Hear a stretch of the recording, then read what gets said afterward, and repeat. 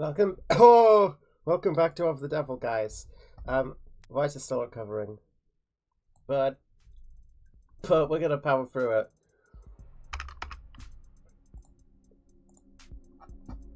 I need to join VC.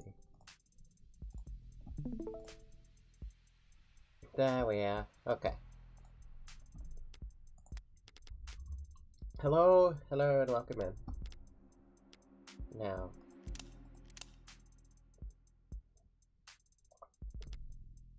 This, I think... No. This was our most recent save. Looks like it. We ran out of save spots, so...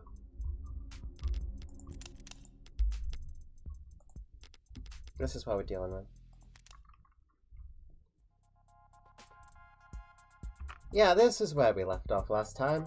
This is perfect. I found it. Great. Well, let's jump straight in then. Let's see if this is going to be the final trial of the episode, or if there's going to be another curveball thrown at us. I'm going into this trial, my trial, with a lot less ammunition than I'd like. I'm beginning to form a picture of what actually happened, maybe even circling the drain on a suspect. Exit hi. Hello Daisy, welcome. But Emma won't be generous enough to give me breathing room. She'll want to end this fast. Maybe if I do badly enough, I'll flip her sadistic switch and she'll want to keep playing. So you got charged with owning an AI. First time you do something exciting in your whole life. And I gotta find out through the fucking grapevine.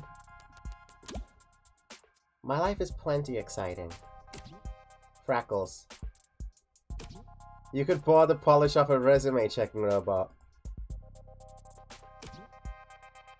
I fucked Catholic school teachers with more active night lives than you. Okay. So who'd you open? Anyone I know?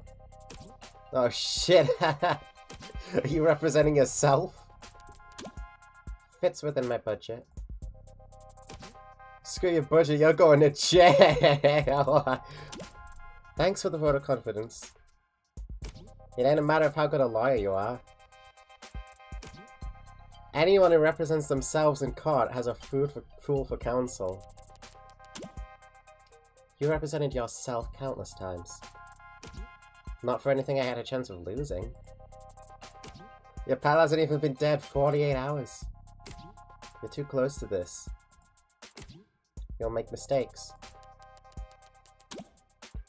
The powers that be really didn't want to give me a rain check. They're taking this very seriously.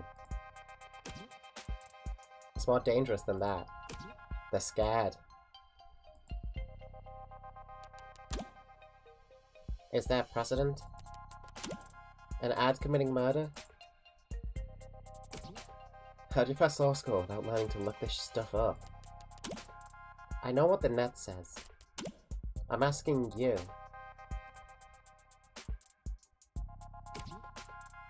The answer to that is not helpful to you at the moment. So what words of advice do you have? Get yourself a new lawyer. Gonna close this chat now. Don't lose Freckles.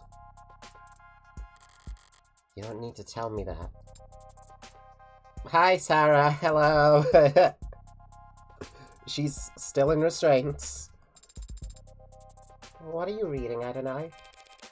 I was reading David's employment contract with Noble Electronics before I got waylaid by spam texts. The one we found inside the panic room?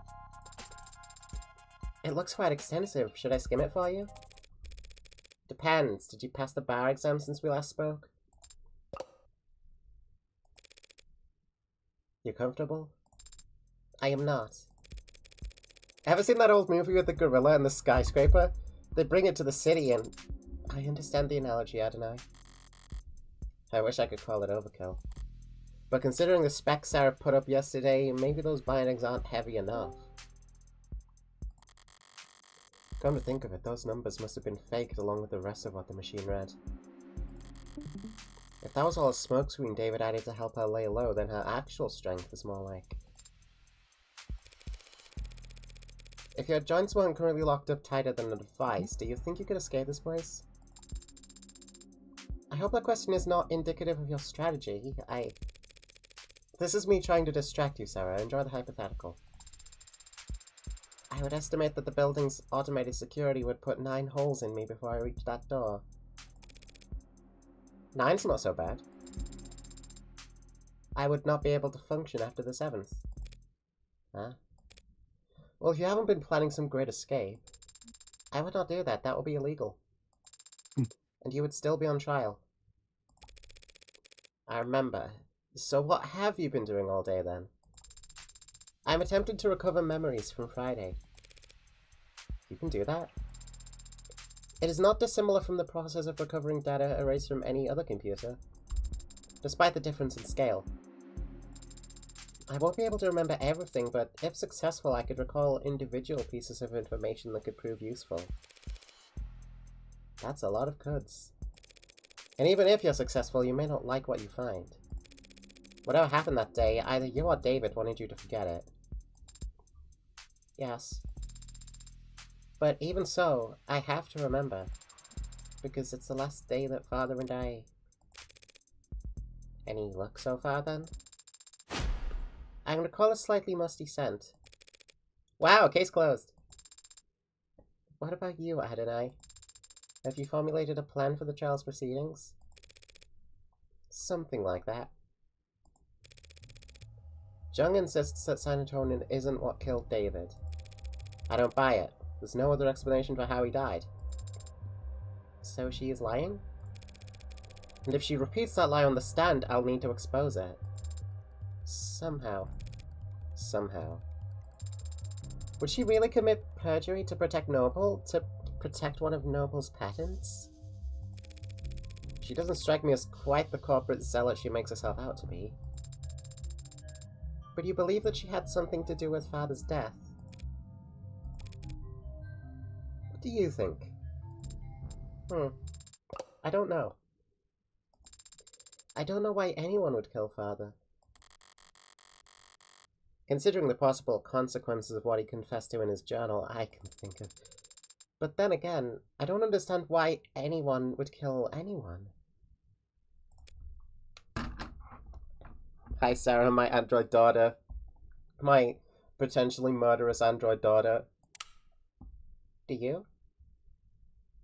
Oh shit! Bell's tolling for thee. Means that the doors to the courtroom are unlocked. Let's... Wait, can you walk like that? Waddle will have to do. Wait a second, across the hall, that's... Porter, what are you doing here?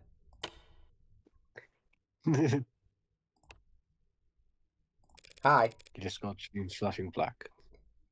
Keep waddling, Sarah, I'll catch up. As you say, Adonai. This'll be a coin toss. You that surprised to see me? I'm not surprised you'd want to see the outcome of this trial. I am surprised you'd want to talk to me. You're defending the android, right? You almost be clever. What does being clever mean?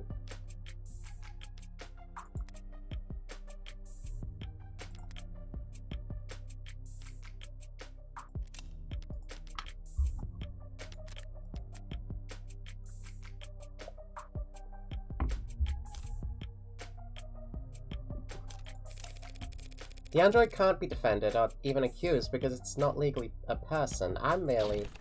Cut the bullshit. The cameras don't start rolling until after the trial starts. He didn't like that. I wouldn't expect that he would have. So drop the double talk of 5 seconds and just be honest. Fine. Yeah, he did like you to be completely straight with him before. I'm defending Sarah's innocence. I don't think she killed David. Do you? I don't think it matters. Noble is what killed David. Whether it was with a pen stroke or a sleeper agent, killer android, or plain old goddamn arsenic, they... How could anyone that smart be that dumb? Why the hell did he ever sign his soul over to them? David may have been in over his head, but he wasn't a bad negotiator. I've read his contract. His position was strong. You're the liar. But a guy like me, working in music? Can't tell you how many people I've seen screwed over by a big smile and a fast sign-in bonus. No such thing as corporate generosity. If you think you're getting a good deal, it's only because you don't know how much you just sold. How much you just sold. David's real wealth lay in his intellectual property, the potential energy of it, hanging over the whole industry. If he sued even 1% of the companies taking inspiration from his Turing solution. There's a clause in his contract. If Numel ever did fire David, he would have retained control over all his patents afterwards. Yeah, see, that sounds nice. Only they never did fire him, did they? He just happened to die. An unforeseeable act of God. In contract law, they call that force majeure.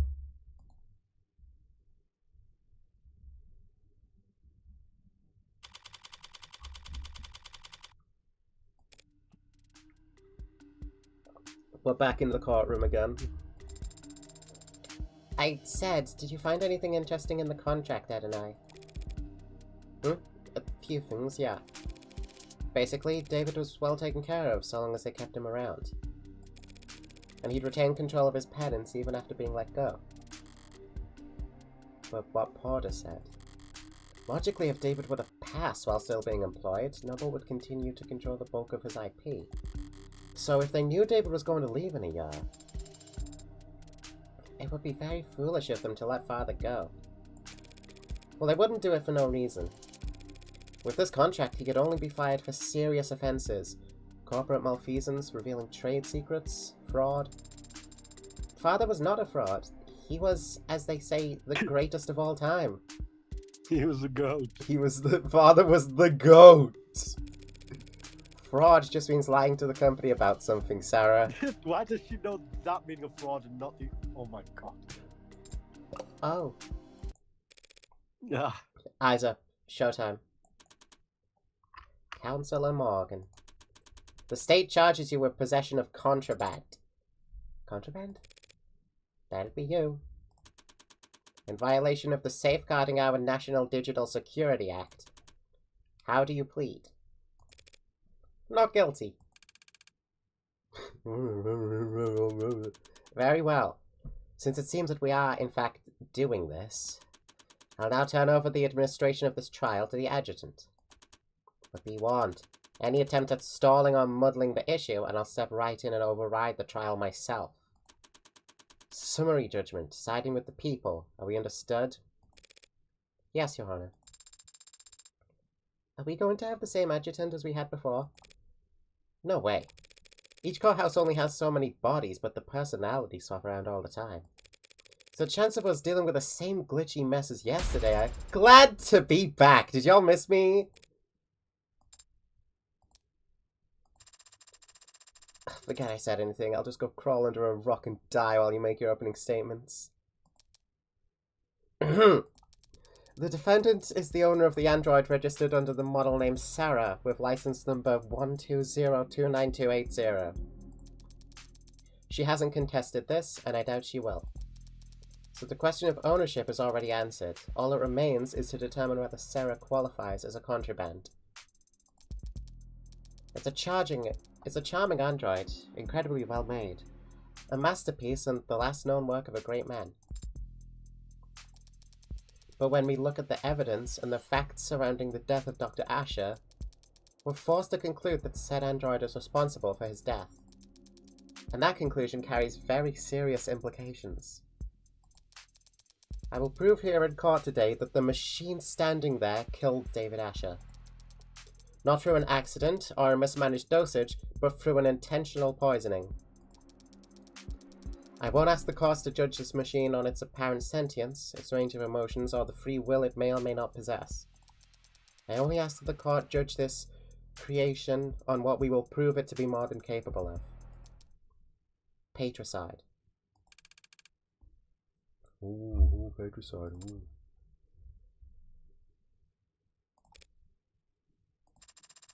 Ugh, wouldn't want to have to follow that act. But go forward anyway, defense. Your Honor, what the DA said is true. What did she just say? Did she just admit it? Sorry, just the first part.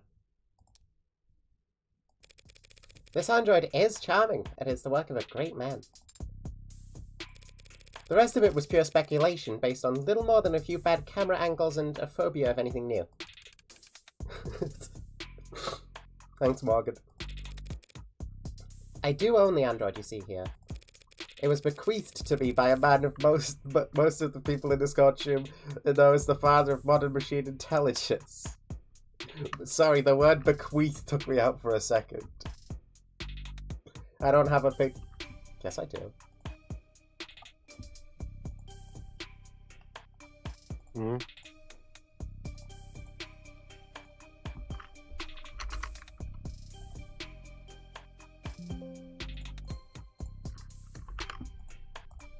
Only problem is it's not the sprite, but here they are. Here's the furball.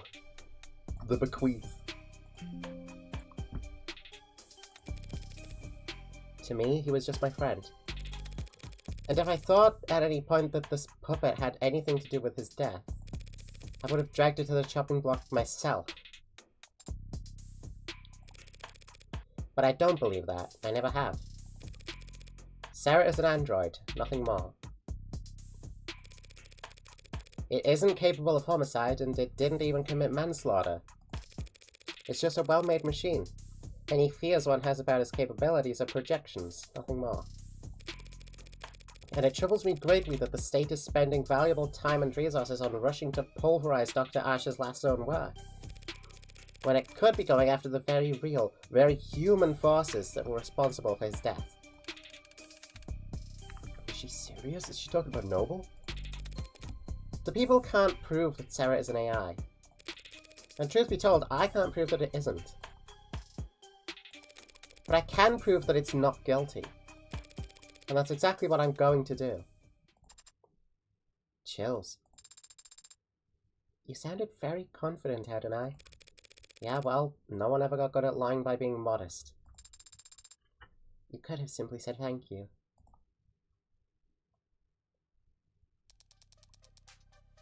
Oh, London, hi. Thank you for your presence here today, Detective London. What are you doing here? In light of the new evidence, I'd like to go over the death of Dr. Asher one more time. What happened Friday night?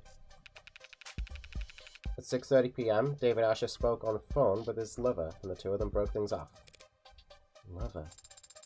It's an accurate description of their relationship, isn't it? I wouldn't know, that's private. I don't know. Then the deceased met with Noble VP Helen Jung in his parlor starting at around 7:30 p.m. He then left to the parlor and sightlines of his home security system, before reappearing on his private secondary security system in his basement moments later, at which point the android Sarah can be seen handing him the poison he'd go on to drink. And do you see that android in the courtroom? Yeah, she's the green-haired one that's frowning at me. Let the record show that the android Sarah has been identified at the scene of the crime. No objections. None? Then why'd I even show up? Detective London, what happened next? Asher went upstairs and shared a drink with Miss Jung. Within a few minutes, he was being airlifted to the hospital, where he was soon declared dead. We know that the poison could be produced by his nanofacturer. London will! Ah!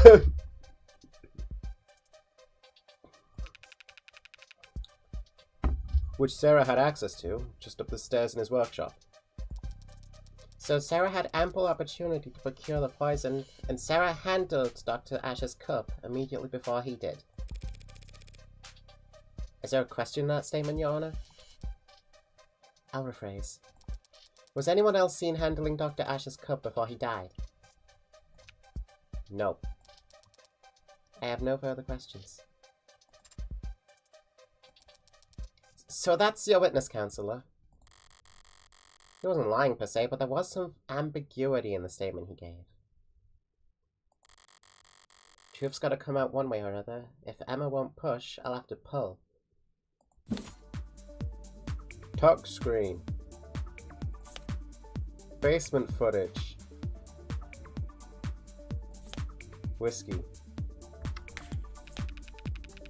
At 6:30 p.m., David Ash and Isaac Porter broke up over the phone. At 7:30 p.m., Helen Jung arrived. They spoke, and then he went downstairs to get drinks. Cameras in the basement show Sarah handing him the cups and the whiskey. So after he came back to the parlor and started drinking. It wasn't long until he lost consciousness and died. Hello, Verbena. Drinking poisoned whiskey while he thought he was having a toast. Don't know if that's a good way or a bad way to go out.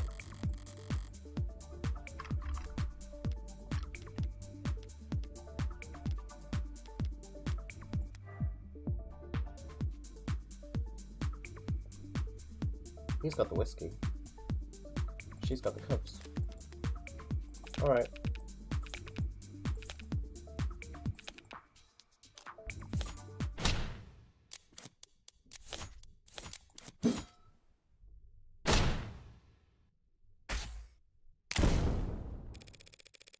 Check that footage again, Detective London. We only see Sarah handing the victim a cup. He had already retrieved the whiskey himself. Oh yeah, I forgot about that. Detective London wasn't being specific enough, Your Honor. But it matters little, since it was David's cup, not the whiskey bottle, that was poisoned. Weird flex, but okay. What? Shut up. And that undeniable fact is shown clearly in the security footage. Sarah hands him a cup after he was ready to leave.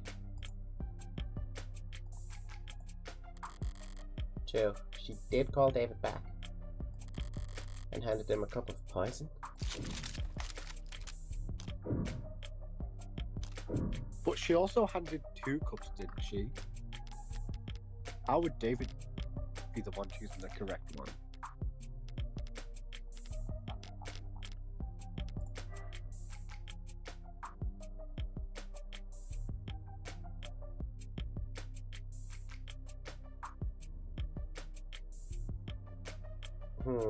Every time these two fight in the car, I keep thinking they should just get a room at this point.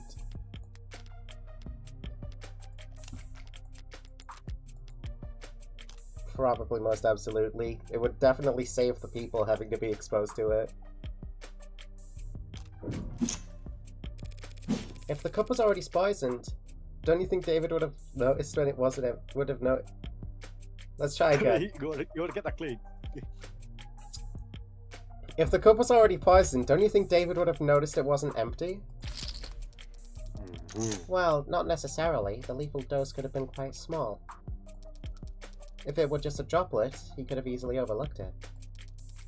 For Sarah, this crime was very simple. There was too little to the plan for anything to go wrong. Once she handed it off, she just had to wait for him to drink from his cup. Is that all she'd have needed to do? His cup.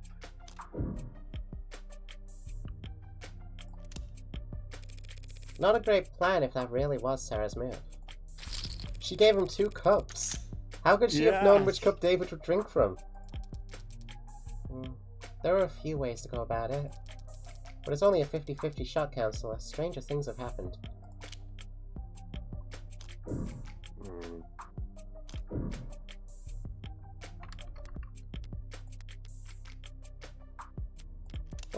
What are we doing here, Emma?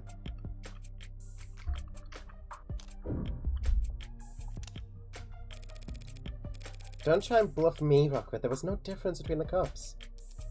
It's not a bluff. Sarah handed the cups to him in one stack with the poison hidden in the bottom cup. She knew David was courteous and would put off his guest first. So he wouldn't even look into the poison cup until he was already pouring. Oh my god. Cold-blooded patricide executed by taking calculated advantage of Dr. Ash's kindness. Now she was luring me in with those easy answers. And I fell for it. Now, are there some questions you'd like to ask the detective while he's available?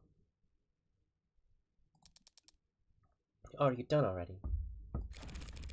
I was just about to get started. Even if I didn't have questions, I'd make some up just to spite you at this point. But I can do better than that. Now, what can I get London to say that would help my case?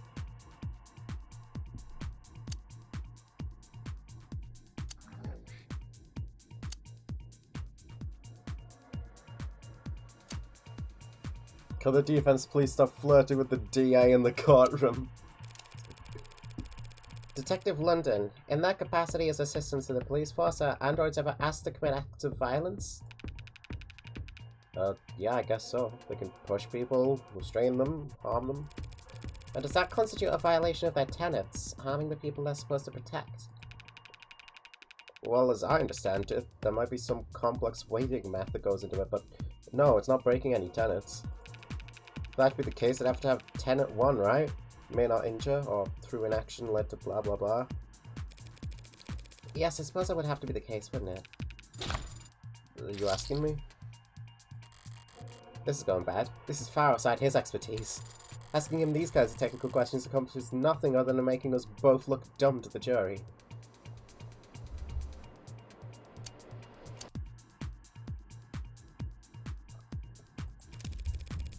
Detective, do you know how many violent incidents the city's police have investigated in the last year? Not the exact number. Thousands, though? Yeah, around there. And of those thousands of incidents of violence, do you know how many of them were found to be the fault of automated dependents? I believe there's been 6 in the last 5 years. Were all 6 of them incidents of police-licensed ad-involved brutality? Relevance, Your Honor? Withdrawn.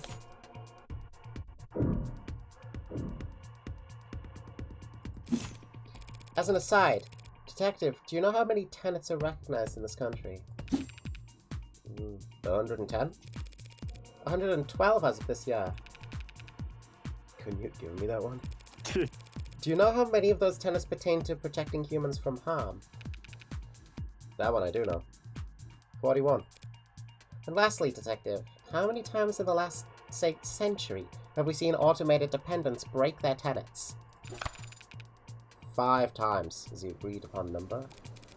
So if you were to tally that all up and try and make an evaluation as a police officer charged with protecting civilians, overall you would say that automated dependents in general are how dangerous to the public? The witness is not an expert on automated dependents, Your Honor. He's more than qualified to say whether they have a history of violence, Your Honor. Ah, what the heck, let him answer. I would have to say that they're not dangerous. Normally that would have brought me some doubt with the jury, but this isn't a traditional trial. At least I can say that I showed up my own confidence. Detective, in the footage we just saw, could you see what Sarah was doing? Not exactly, no. Her back was to the camera and her hands were obscured. Could you see her hands from any other clip of camera footage retrieved from the basement? Nope. Did you or anyone else participating in the investigation ever see Sarah put anything into David Ash's cup? No. The footage submitted to the record is best available view of what happened. Alright, fair enough. Seems like that's as close as I'm gonna get to blackjack. That is blackjack, though.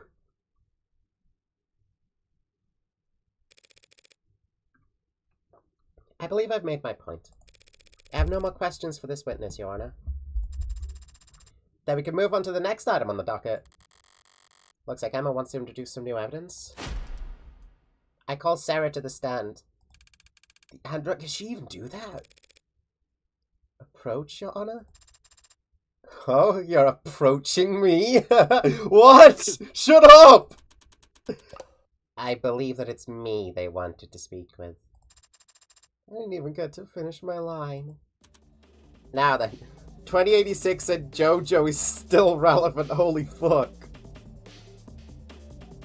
It might not be actually, and it might just be 80. Now then. What the hell are you doing, Rockford? Took the words right out of my mouth. I have questions for the android. This seemed like the best way to get answers. You can't call an android as a witness. It's not a person. There's plenty of precedents for it. Ads provide testimony all the time. Not when they're on trial. Sarah isn't on trial. You are. Sarah's accused of being an AI. That means you don't trust a word out of its mouth. If the witness isn't to be trusted, the court can decide that for itself after hearing their testimony. Why the ambush? Why do you list this as entering evidence, dear Rockford? Only people can be witnesses, Your Honor, and ads don't have legal personhood. Evidence seemed like the worst descriptor. You know I can't make an android swear an oath. Rockford is just trying to spoil your opinion, Your Honor. The more this court treats Sarah like a person, the more you'll see her as human, and the weaker my case becomes in your eyes.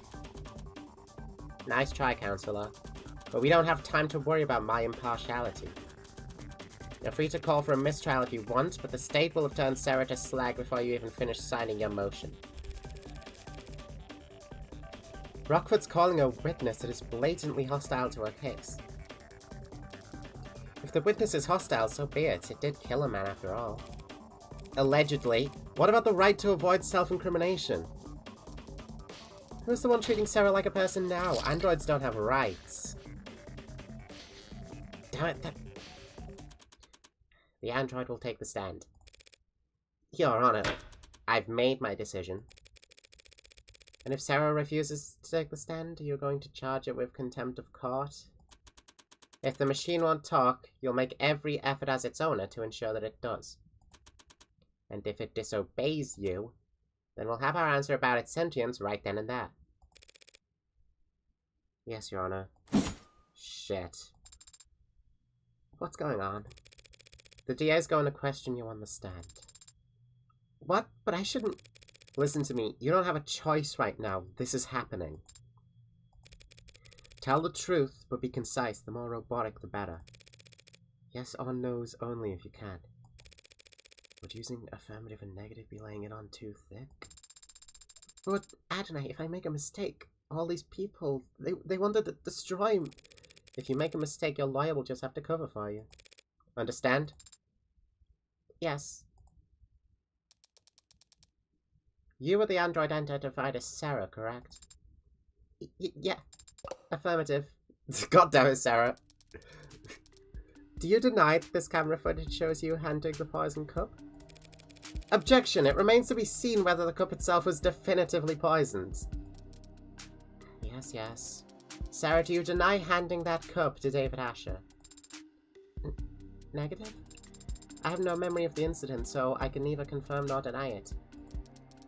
Do you have any reasoning, any excuse for your actions, for failing to notify police of crucial information? I do not have any records from that day, so I never had anything to tell anyone. Very well. Counselor? The journal, if you will. This could be a slaughter. Of course. Do you recognize this item? It's a journal that belongs to Dr. David Asher. I've seen him write it on many occasions. And have you any knowledge of its contents? Negative. You don't have to answer that, actually. Tell the court what you see here in this footage.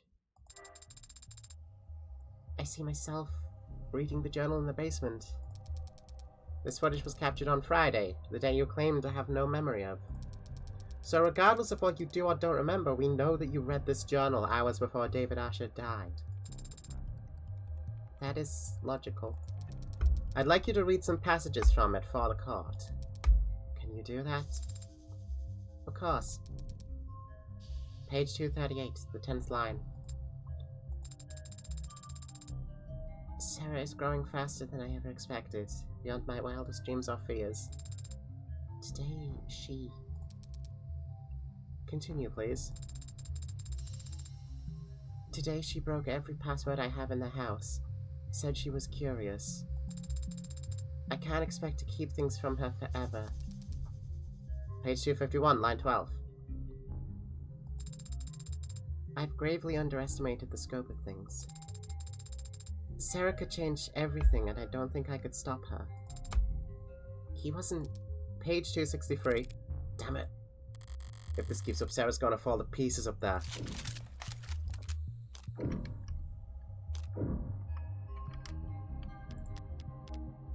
We're in very bad shape right now. This is a shit show.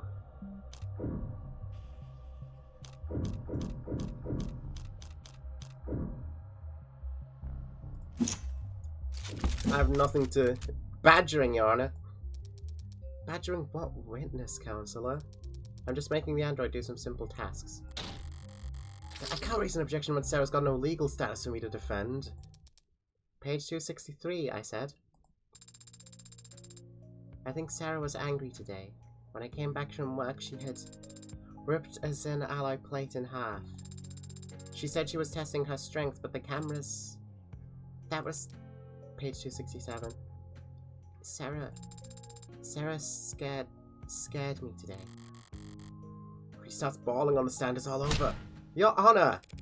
I fail to see the value in continuing this line of questioning. Dr. Asher was wary of a highly experimental android he was building, as any good scientist would be. That's been established. Do the people have a counter-argument? I have just one last question, if it pleases the court. Let's hear it. This footage was captured in the basement on Friday at around 5:30 p.m. Tell the court what you see. I see myself standing where I was when I read the journal. I'm speaking to someone who is off camera, and I appear agitated, and I stomp my foot. And what happens to the floor after you stomp your foot? A large crack is made in the vulcanized polymer, and I walk off camera towards whomever I had been speaking to. Speaking or shouting? Asked and answered. Not really, but I'll withdraw the comment nonetheless. Your witness, Counselor, or evidence if you prefer. I knew she could cherry pick all the worst passages from the journal, but still. If Barrows wasn't wavering before, should I try to have Sarah read the mushy parts? No, the waterworks would start after only a few lines. Emma went to all that trouble to show how emotionally developed Sarah is. Proving that she loved David like a father would be playing right into her hand. What do you say, Counselor? Got some burning cues for the android to answer? Yes, Your Honor, just one moment. Emma went for emotion and the impact was devastating, so all I can do is focus on the facts. So let's flip this around. Say Sarah absolutely didn't poison David. If that's the case, why did she call him back on his way out of the basement?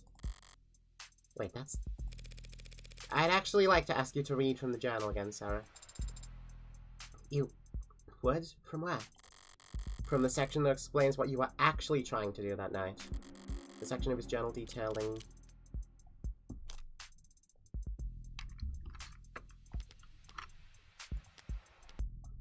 But this was Wait, this was yesterday. Wait, hold on.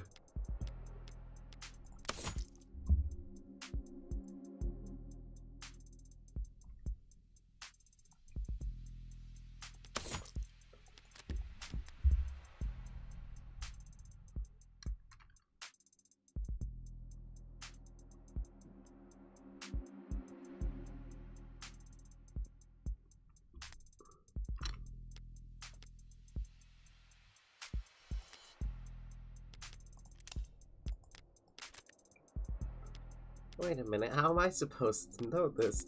Wait, I'm clearly supposed to know this somehow.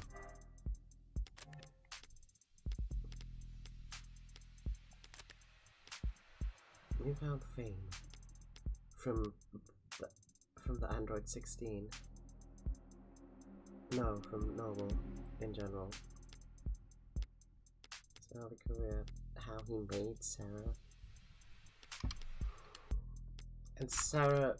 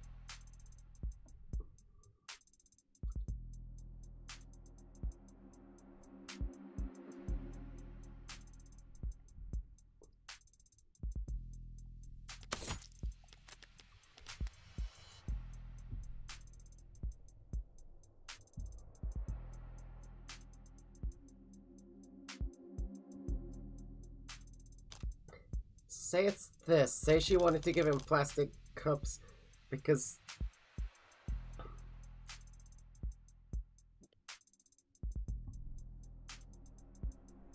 That's a branch we could go down. Detailing how he made Sarah. I don't think we fucking want to reveal that. I don't think we want to reveal that. Like, whatsoever. That kind of completely tears our whole fucking case apart if we do that.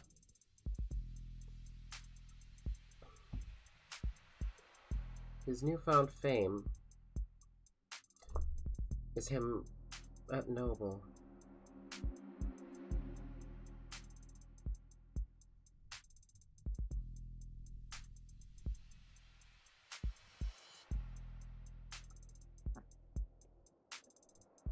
I can only think of a path for the early career.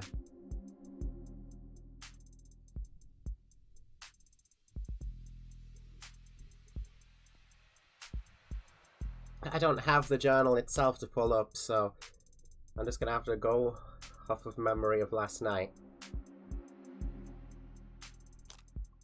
How he made Sarah would prove he made AI.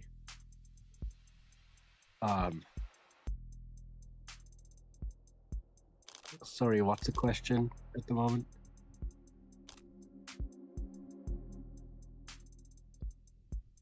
What part of the journal should Sarah read out?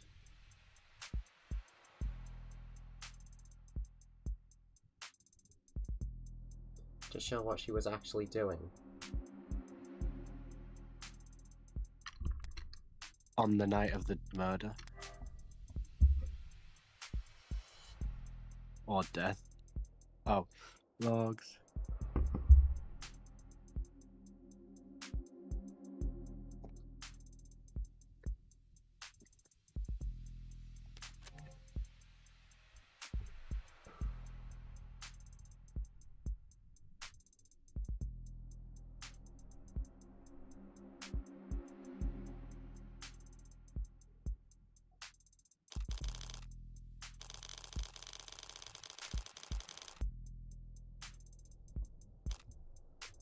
I'm going for it. Blind -10. Let's see that go to 11. Look around the early section. There should be an entry talking about an early victory at Noble. Relevance. The people will see in just one moment that this story is the key to this entire case.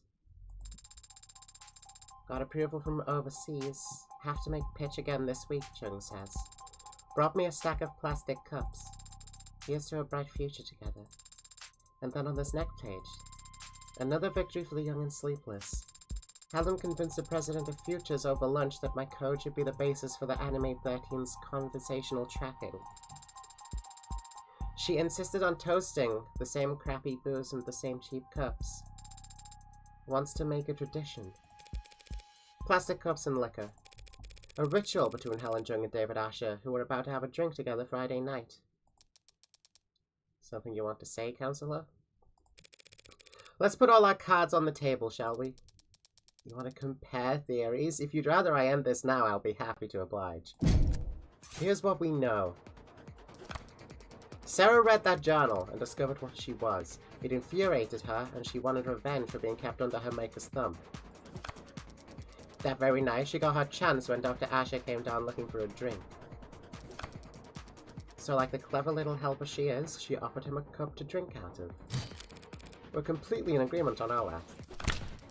So you also agree that the cup was poisoned, and that Sarah's responsible for his death. Not quite. It's not a bad explanation, Miss Rockford, but it is terribly complex. There's a much simpler reasoning as for why Sarah did what she did.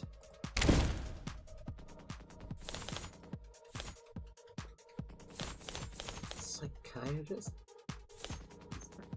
Jung's story. Would Jung's story add something new to this?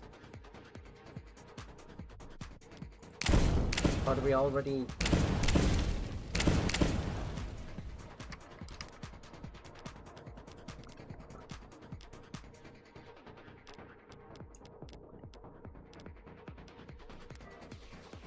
We already have established that they had this tradition.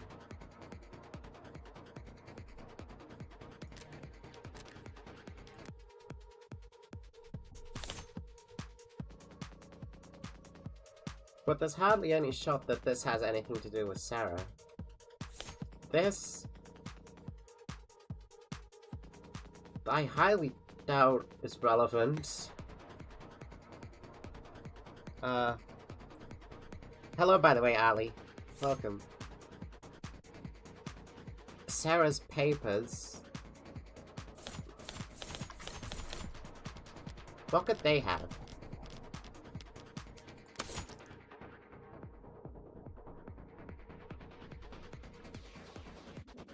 Tax-free, fortunately.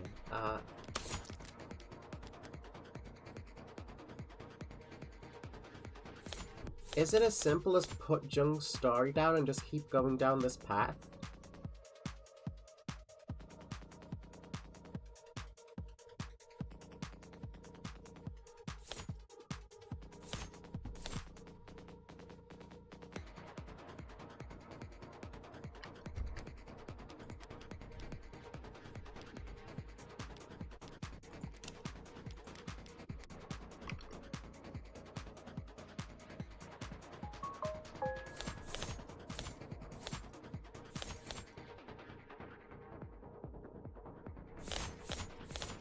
I don't see the relevance of the rest of this at all.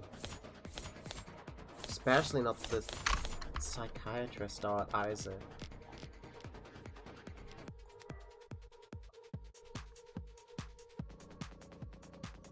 It's not like she's handing him over money in the cup to pay for a psychiatrist. No.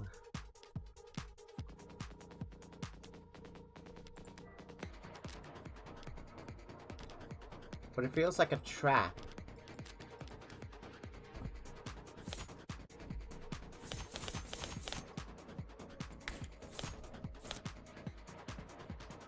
Jung is supposed to be testifying herself later.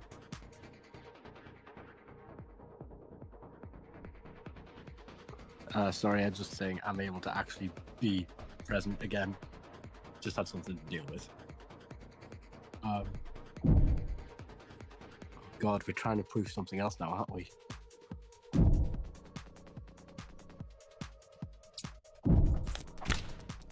The story from the journal? You're saying Sarah wasn't planning anything. She was just being considerate. That's so sweet. But I don't follow it, like, at all. It's actually quite simple. Sarah's not an AI. She only threw a tantrum that day because she found out she was being spied on. A realistic reaction for an android designed to be realistic. David Asher set her memory to be cleared himself because he wanted to preserve the experiment he was running. Sarah didn't hatch a plan to poison him using an obscure chemical acquired from the lab. And she didn't subtly manipulate David into drinking from only one of 2 cups. Because the android read the whole journal that day, meaning she also read how David and Jung used to celebrate.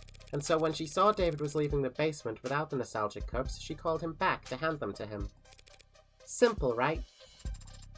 Simple enough for me. But not nearly good enough for me. What's more likely, Miss Rockford? That a well-made, clever android propose a sentimental addition to 2 friends' evenings? Or that a homegrown AI with groundbreaking physical and digital abilities concocted a complicated poisoning scheme just to kill an unimposing man, all on camera mind you, before voluntarily submitting to a memory wipe?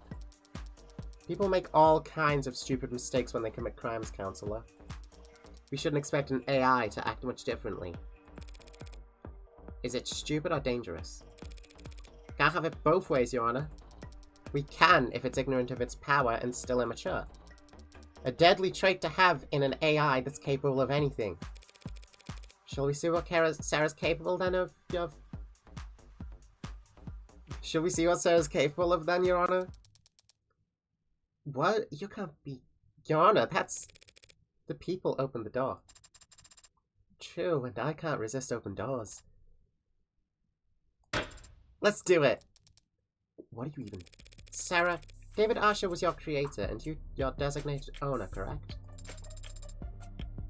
Should I still be using affirmative? And now that title falls to me.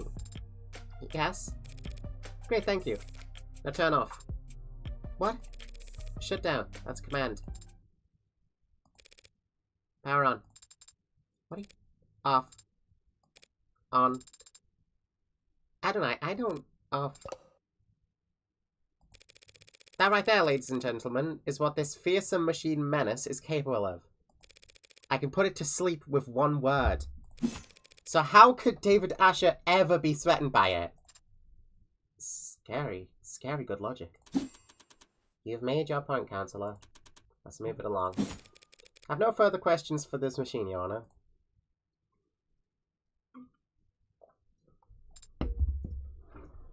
Oh.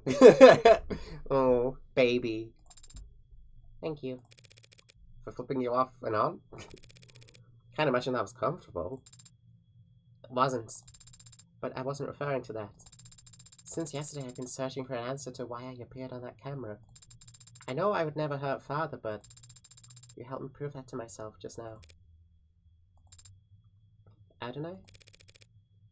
Pardon me, I need to focus. Everything depends on this next witness. The people call Helen Jung to the stand. Love that image of Morgan. Yeah. Helen Jung, Vice President of Android Futures at Numel Electronics Eastern Division. Miss Jung, you were there the night David Asher died. And you were on camera the entire time. That's correct. So what did you see that night? I arrived at 7:30 p.m., as you know. David and I talked in the parlor, then he left to retrieve some refreshments for us. After drinking together for a short while, he fell ill. I contacted emergency services, and I'm sure you're all tired of hearing the same details over and over by now. The same details over and over aren't going to hold up anymore, Madam Veep. It's still unclear to me whether Jung's more concerned with protecting herself or the almighty company, but it'll clear up real fast if I can turn up the pressure on her here and now. I got a journal, I've got an arbitration, I've got a Jung story. Let's go. I came to David's at 7:30. We chatted for a short while about some low priority work, nothing heavy. Don't know about that. Before long, he offered to fetch us some refreshments. When he came back, we shared a drink together. At the time, I didn't notice anything strange. We were just reminiscing. I didn't think his life was in danger. But then he became out. So I ran to the kitchen to activate his emergency console, and I did what I could up until he was gone. Yeah. Low priority. Nothing heavy. This is what we're doing. Arbitration. What about... Die. Nothing heavy. You're both more professional than I realized. Since only hours earlier you had run a meeting in which his employment was terminated. His employment wasn't terminated at the arbitration you're referring to. His resignation was merely agreed upon. Yes, and we can all imagine how grateful he felt about the whole process. David didn't hold grudges. Our conversation wasn't about that. The fact you had fired him that afternoon didn't come up. Asked and answered. Who initiated the meeting at this penthouse? I arrived unannounced. So you weren't invited. Very cordial indeed. If he didn't want to see me, he could have stopped me at the elevators. Could he have? Numel owned that entire building down to the wiring. Counsel is badgering the witness, Your Honor. Huh? Right, should we execute her for that then? No need. If I can just continue my questioning, we can finally start addressing the elephant in the room. Where? I see, that was really a joke. Hilarious. Miss Jung, Numel Electronics owns a patent for and produces a synthetic biochemical known as serotonin, correct? That's correct. It's used in our war models to facilitate integration and communication between organic and synthetic components. She's still laughing back there. It's an artificial neurotransmitter? Essentially, yes. Synthetic analog serotonin was the original name. Did you bring the sample I requested to the courtroom today? I did. Serotonin is produced on-site at our assembly lines as a caramel-tinted solution, including water and a few non-reactive organic byproducts. Your analysis, Your Honor? Working on it. It's odorless and tasteless. A solution of water and organic byproducts, you say it? If that solution were ingested, most of it would look right at home in a human body. I suppose. But the serotonin would stand out, wouldn't you say? It's not a naturally occurring compound, so yes. And it's a perfect match for a substance previously labeled Delta. And the sample will be collected from the nanofacturer preset in Dr. Ash's lab. That's a bingo! The witness's brown stuff matches your brown stuff down to a T. In light of this evidence and the witness's testimony, I motion that the court formally recognizes that Dr. Ash's cause of death was serotonin poisoning. I don't object, Your Honor, but I'm afraid that I must.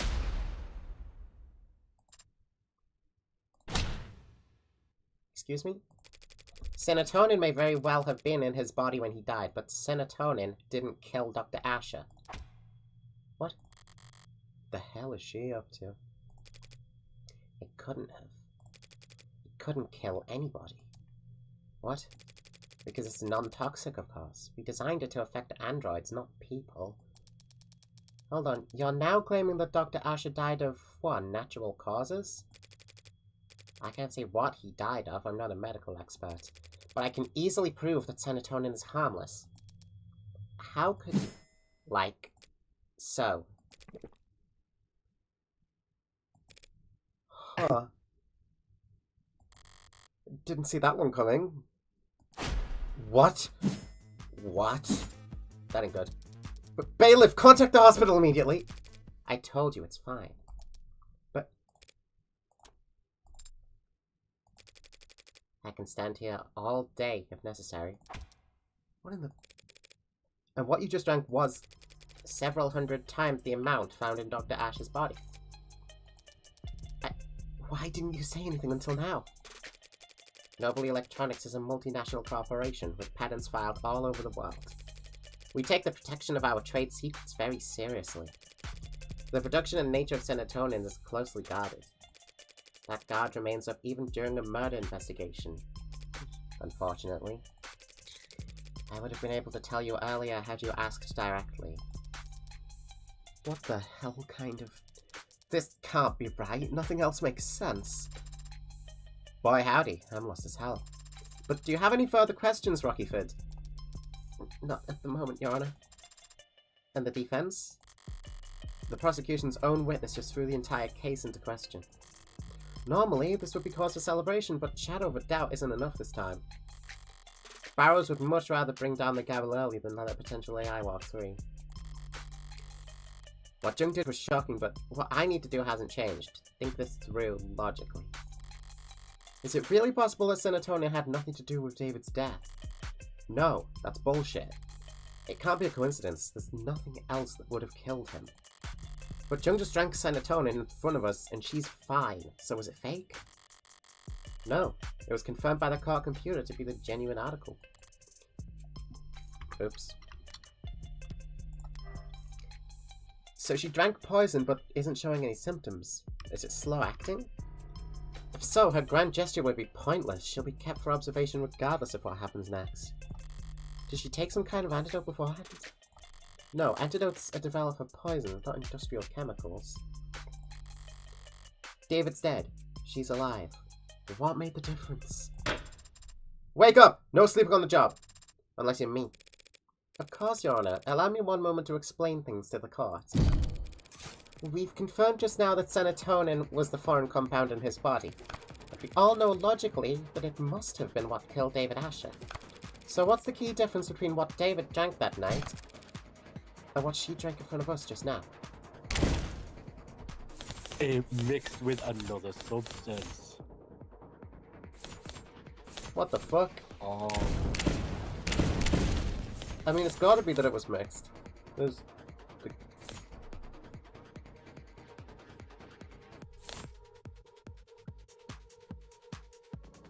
I don't think chromofuge has anything to do with it. Does chromofuge have something to do with it? Chromofuge, can that be detected?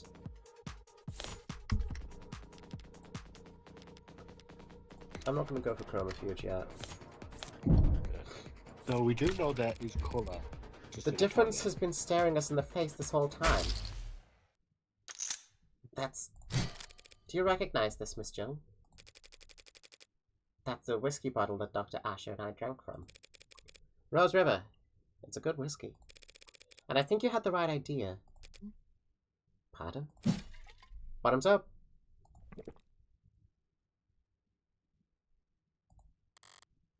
Smooth. What? Adonai! Dear God, Counselor! Scandalous. Relax, it's just whiskey. Tested a dozen times over, perfectly safe. So would you like to try some, Miss Jung? Don't be absurd.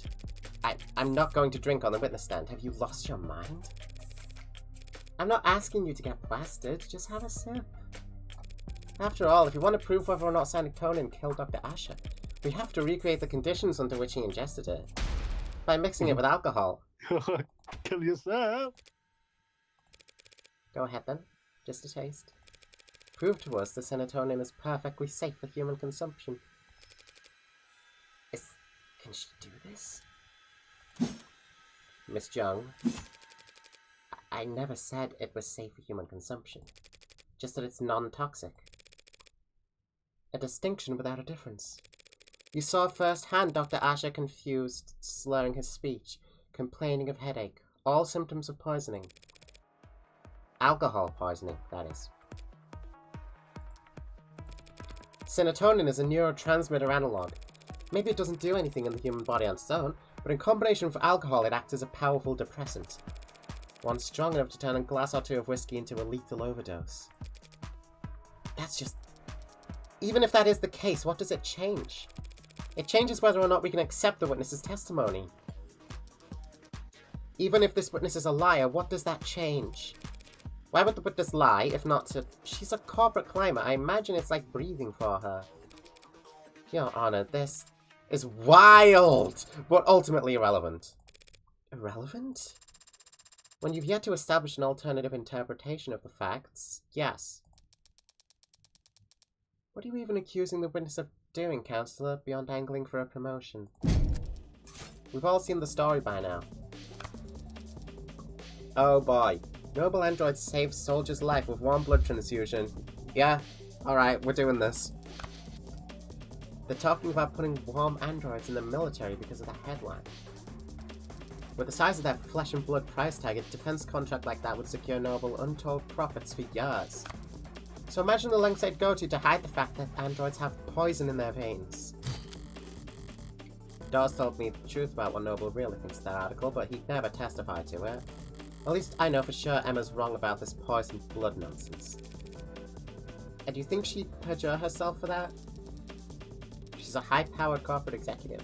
It's her job to assess risk versus reward. And she can afford the fine. As I said, it's not truly poisonous. And the chances of cross-contamination from a simple plasma transfusion are... Damn, now she's regaining her composure too. A perjury charge is a real risk, of course, but Noble rewards loyalty. And as you know, they have a great number of liars. Plenty of motive to lie about serotonin, as you can see. But no motive for her to cover up the death of Noble Electronics' golden goose. No motive to kill David Asher, you say?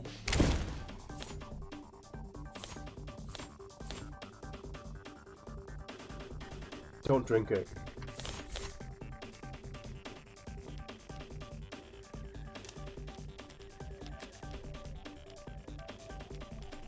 What did happen? The journal. Jess's texts. What does that do with that? The serotonin itself. And his contract. Alright. Well, first thing I'm gonna do is test if there's any reason at all for this to be here. No. Okay, glad we got that out of the way. Next. Contract. I'm gonna look at his contract.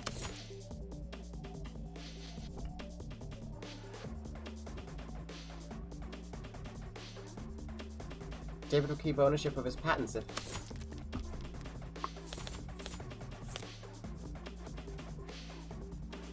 Oh. Sorry. There's plenty of motivation for her and Noble to want David dead. seeing as how they were firing him. Numel Electronics was kicking their golden goose out of the nest, suing him over breach of contract. Isn't that right? I don't have to talk about that. That's alright, I'll talk about it for you. Your Honor, counsel is trying to testify when they're supposed to be questioning. The people opened the door when they claimed that the witness had no motive. This is absurd. You have no idea what you're talking about. I'm sure I can speak for the whole court when I say we feel nothing but reverent awe for the complexity of Noble's legal woes. But I just so happen to have an inkling of insight into this issue. Because I have here a copy of Dr. Asher's employment contract. That is confidential. It's completely improper for you. Why? I am still technically his attorney. Criminal attorney. But I didn't just stumble across this document. I also did the one thing Numel Electronics would never expect anyone to do. I read their terms and conditions. You what? That's impossible! No one could ever. David must have negotiated well at his last performative review. This contract allows him to take his patents with him should he get fired. Meaning Numel couldn't monopolize his IP once he was out. Rather than let their competitors have him, the company might have thought it best to... A company didn't poison David Asher, Counselor, an individual did. And if they cared that much about controlling his intellectual property, they wouldn't fire him in the first place. Correct, they wouldn't let him go for anything less than a complete breakdown of trust. He'd have to have done something grave. Something like, say, committing fraud.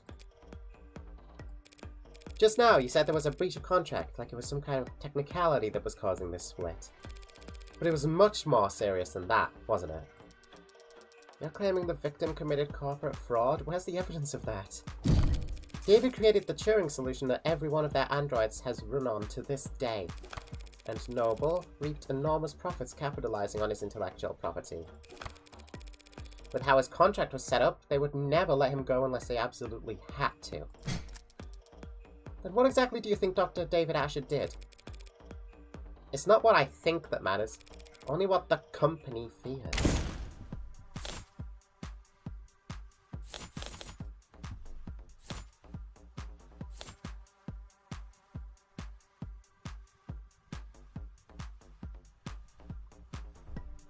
What's the shipping data doing here? The data was changed last stream, wasn't it? By someone.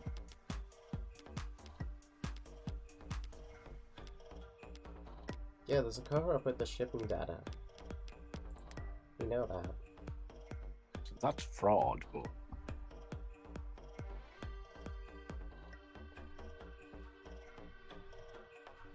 Mm-hmm.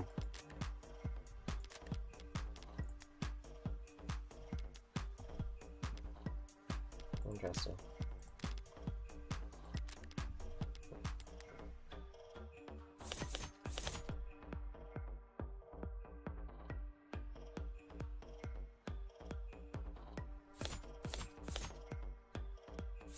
We're leaning very heavily in the fraud. I think it's not Sarah yet. I don't think Sarah has much to do with this either. It's less about... It would be less about Sarah and more about Sarah's creators anyway. Yeah. It doesn't matter what I believe. Not when Numel believed that David was misleading the shareholders. By altering shipment data for the Animate 16. What the hell? What is this you're uploading? Shipping records? Irregularities among shipments of the Animate 16. One android swapped in for another over and over, dozens of times. The kind of thing someone with Dr. Asher's authority could do. And the kind of thing someone as smart as you couldn't have missed. Dr. Asher made Numel an untold amount of money, so why fire him over a few harmless swaps? Why elevate this to fraud? You have evidence that it was David Asher who did this? No, but I wasn't the one who investigated it. So let's ask her.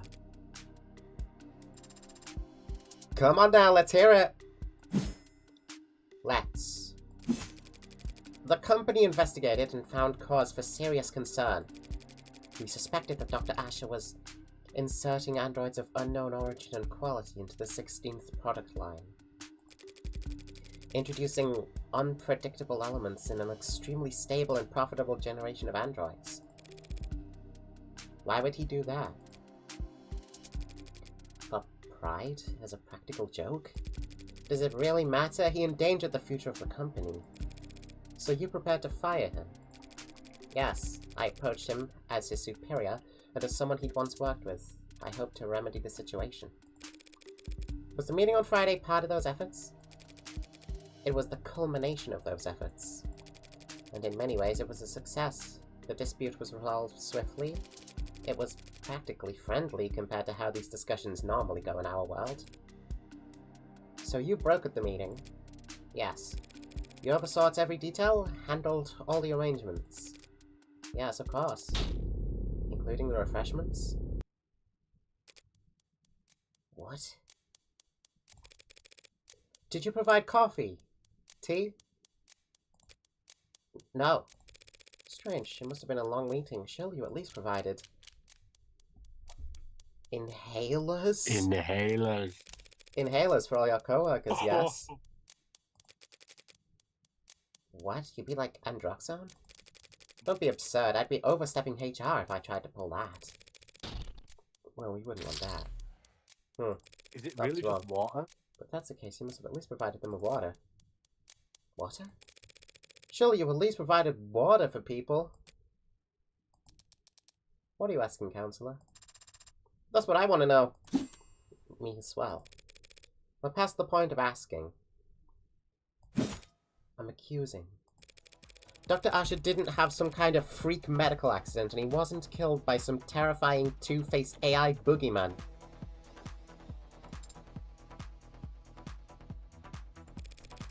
He was poisoned by this woman in the light of day at that meeting Friday afternoon.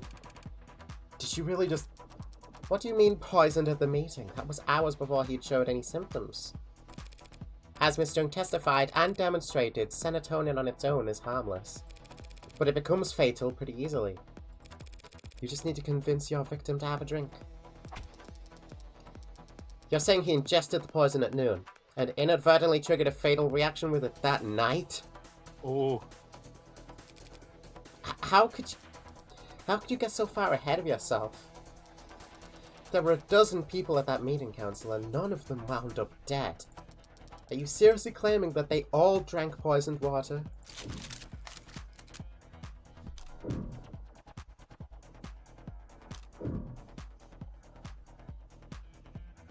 I don't know. Hell if I know.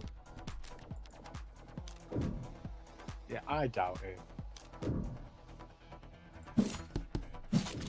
David was the only one to fall ill, so... But he fell ill because he drank from that water. Others must have drunk it too, so...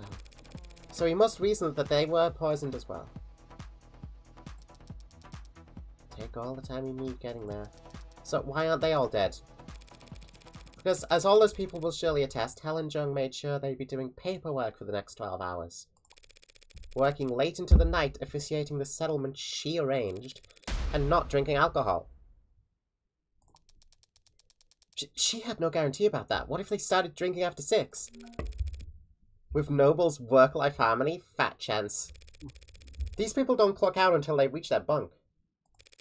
Only a generational talent like David Asher could afford to relax with a drink on a Friday night. His exceptionalism singled him out as our only victim. Hold it. You're forgetting something pretty basic, Counselor. If everyone at the meeting drank water from the same pitcher, any one of them would have noticed if there was serotonin in it. Serotonin is a brown fluid. Oh, here's where it comes in. Whiskey is too, so it'd be easy to slip it into a glass of liquor. But if she had spiked the water at the meeting with it, it would have looked disgusting. There's no way she could have poisoned the water without people noticing. All of what Emma said is true, and yet Jung pulled it off anyway. How? I think we know how. with the chromofuge niloticus. I think we know how. Cyanotonin is produced as a caramel solution. Anyone would notice if it was dropped into their water, unless the pigment had been removed. What the hell are you talking about? Every noble factory producing warm androids has a chromofuge, a machine that gives their androids that signature pink oxidant by removing pigment from red blood. With a machine like that, it would be simple for a brilliant biochemist like the Witness to take the caramel-colored serotonin and turn it into an odorless, tasteless, invisible poison. As your honor can attest. Yes, ma'am. My scan confirmed the serotonin has no taste or odor, it's only the color that's off-putting. Surely the poisonous aspect should be considered off-putting as well. Time to press.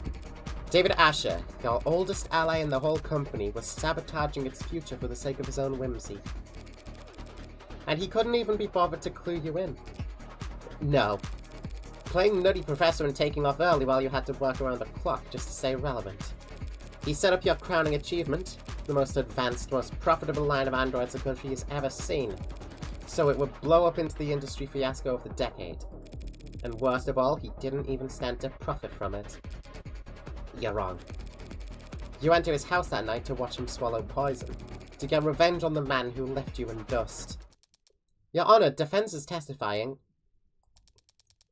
This speculation carries no weight, and no amount of badgering will lend it any. True, we need proof. So why don't we have Miss Jung take a swig of this whiskey and prove me wrong? I'm not going to do that. Because you're afraid it could kill you? Because I don't have to. She's right, Counselor. Pardon? Your theory is compelling, maybe even convincing. But there's a pretty fatal flaw to it. Jung was at that meeting, same as David. We can see she was drinking water with the rest of them. And of course, we've seen many times now that she was on camera drinking whiskey with David that night. Having even finished most of her cup. Shit, that's right. So tell us, Counselor, how is it that Miss Jung is still standing here and David Asher is dead? If both of them had mixed alcohol with serotonin that night? That is a damn good question. Shit. As I've been saying, you're wrong about Dr. Asher's death. You're wrong about me. I don't know anything about poison or murder, and I wouldn't kill a man because he threatened the company's stock price. No. She did kill him. I can smell it on her now. She didn't just see him die, she watched him die. But then why is she still standing? There's no antidote, no trick. And that night she was on camera the entire time. No, not the entire time. She couldn't have been. There must have been one moment.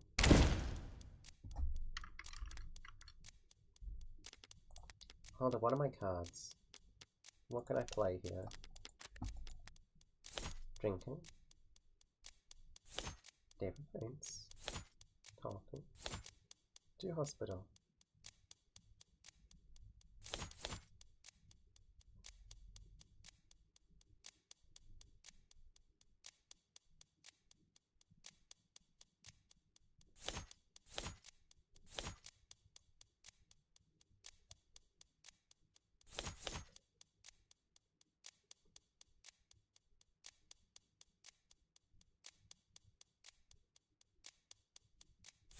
Talking, drinking, faints, hospital. Oh, no, wait a minute, I'm assembling a timeline here. No, we don't. We're trying to prove that there was a time she was off camera, right? Yeah. Well, they go to the hospital last. Like, clearly, they have to have. And they can't really do these two after David's fainted. So which of these was first? They have to have been talking first, right? And then they sit down to drink. And then David faints. Right? That's what we're assuming.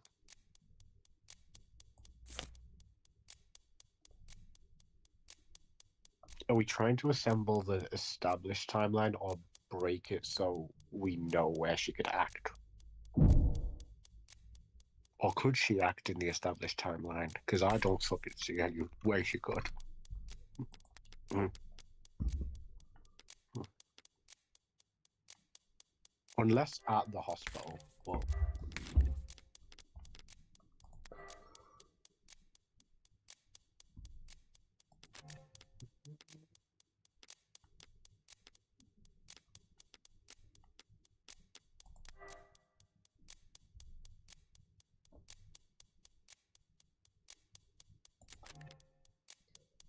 Alan's water glass was in the sink.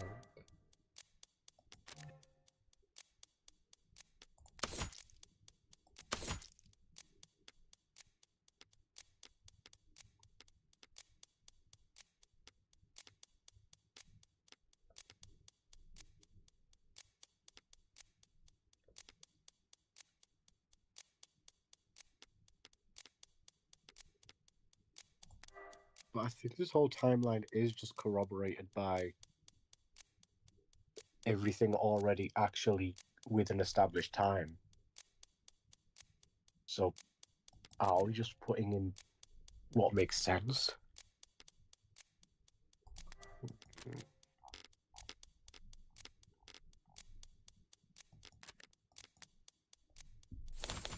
What? My cards!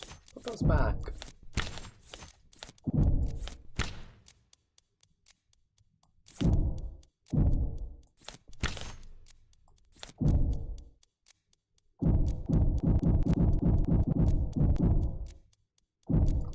They wouldn't be talking after drinking, yeah. Can't wait to see you see the solution for this. What the hell does that mean?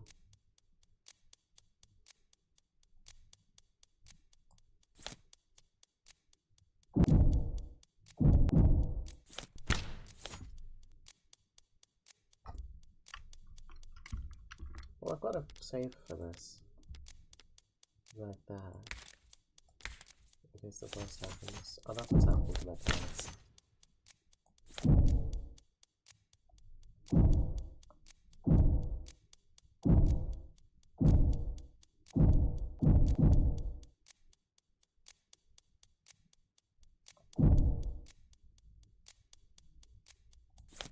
I'm doing psychological warfare.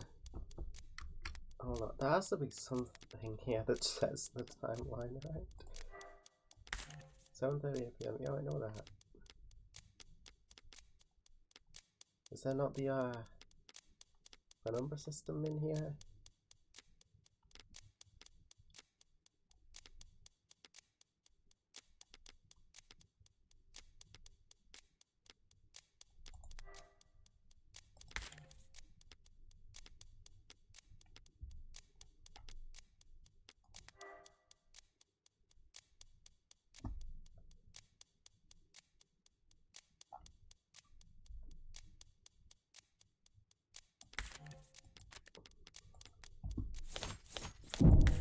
It's...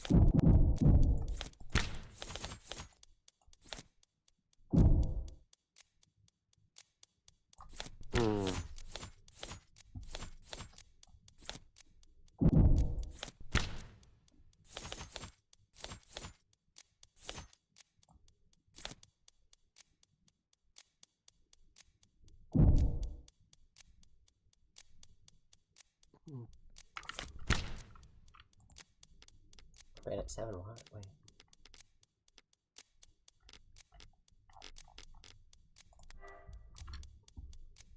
Yeah,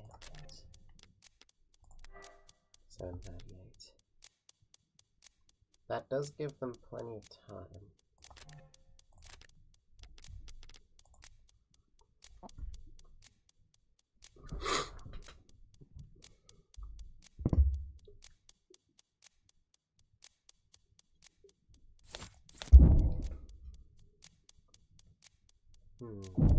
Let's see this.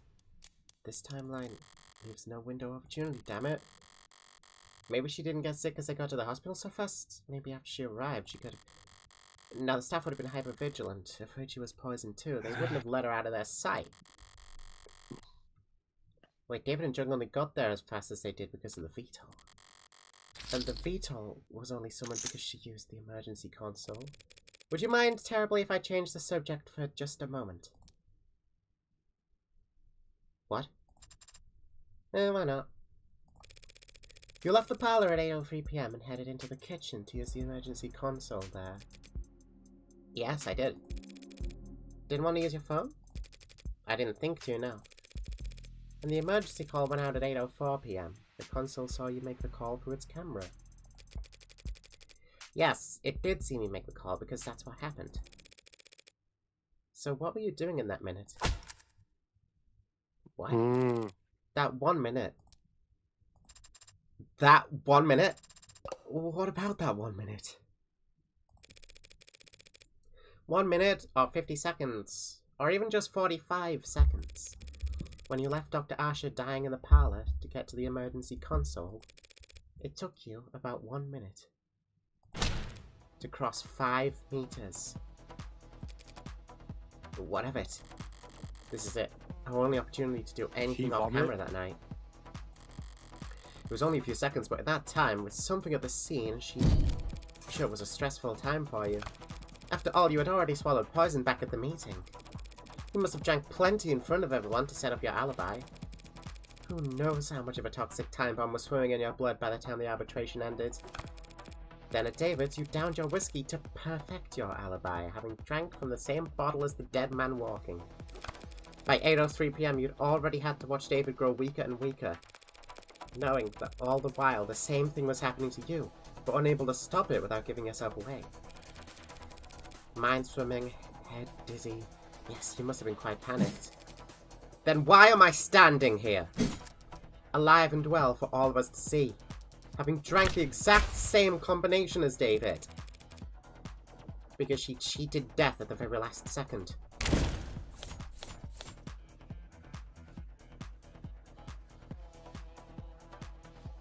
Oh god, is that what the water glass means?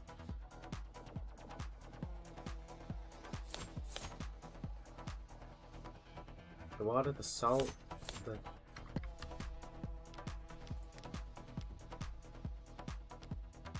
Oh yeah, there was water. I only remember the salt because you just... It was... How many times Sarah was like, you spilled the salt.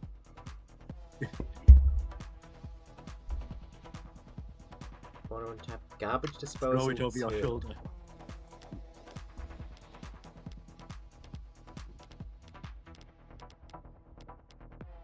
Just water.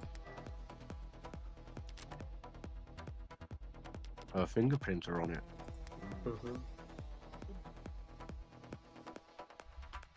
Consuming too much salt at once will make you gag. Ah!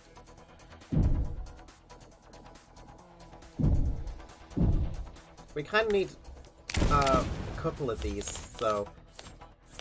Wait, refrigerator? What the fuck? I didn't even see that. You set yourself up with bad luck? Wait. What?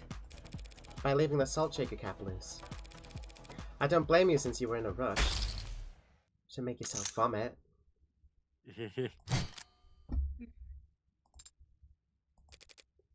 What? You threw up, expelling the contents of your stomach and thereby saving yourself from a fatal interaction. I can't imagine how you felt, sipping a drink you knew to be deadly, terrified that every minuscule grain of fatigue you felt could be your last. You must have come closer than anyone realized. It helped that you knew the symptoms weren't simple intoxication, but even so. You weren't kidding about managing risk versus reward. How? It was the salt shaker. You didn't screw the cap back on all the way and I happened to bump it over. Chekhov's salt shaker. Fucking hell. The lone glass with your fingerprints in the kitchen? It could have been there for any reason. But the salt shaker gave you away. Because of one unscrewed cap? As I said, bad luck. I don't follow. Pour salt into warm water and chug the solution. Instantly triggers the gag reflex. That's preposterous! You've got no proof of any of that. You all sound insane. A feeble attempt at self-defense from a fatally cornered animal. The teeth are already on its neck, but the jaw hasn't quite closed. So for one moment it's all suffocating terror and sharp adrenaline and the furthest thing from peace. Until the canines come down. In summary. Oh god. You were exhausted after years of living in the shadow of a man you outranked. You thought your fortunes finally shifted when you caught David manipulating company data. But even on his way out, he was more valuable to the board than you. So you decided to prove your worth by serving up his intellectual property on a silver platter. You set up an arbitration where you could control all the variables. Then you ran serotonin through the chromofuge, turning it into an invisible, odorless, tasteless poison. And then you spiked the water at the meeting, poisoning him hours before anyone could even suspect you. That evening, you invited yourself to David's, taking advantage of your shared ritual to guarantee he would drink alcohol. Then, after matching him sip for sip on camera, for all the world to see, he lost consciousness and you raced to the kitchen. Not to use the console, but to dump salt into a glass of water and chug it as fast as you could. Forcing yourself to vomit up the liquor, and cheating death in the process.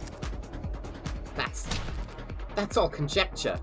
You don't have a shred of evidence for any of that. Not on me.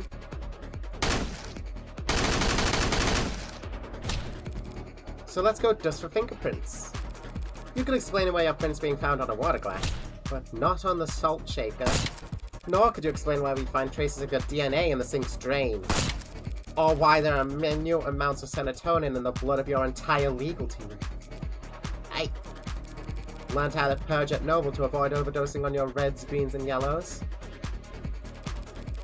You're part of the old guard now, Miss Junk. Everyone else at the company uses inhalers.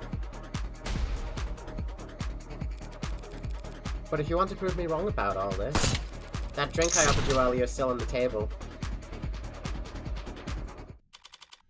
Well? Any questions? You. Madam Vice President? You. Cold bitch!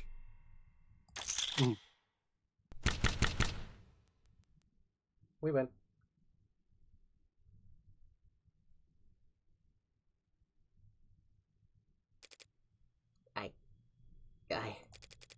You don't understand, You're not on trial, Miss Jung.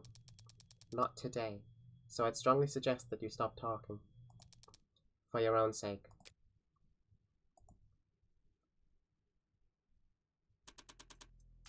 Miss Rockridge, shall we? Yes, Your Honor.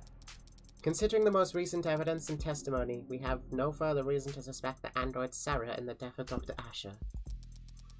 We know of no other occasions upon which said android may have broken any tenets. This means it is no longer considered at risk of violating the NDSA. And so, we formally withdraw our one charge of possession of contraband against the defendant, Evangeline Morgan. Does she, of all people, have to use my full name? Very well, then the charges are dropped without prejudice. I'll instruct the bailiffs to remove the collar from your android as soon as possible. Case...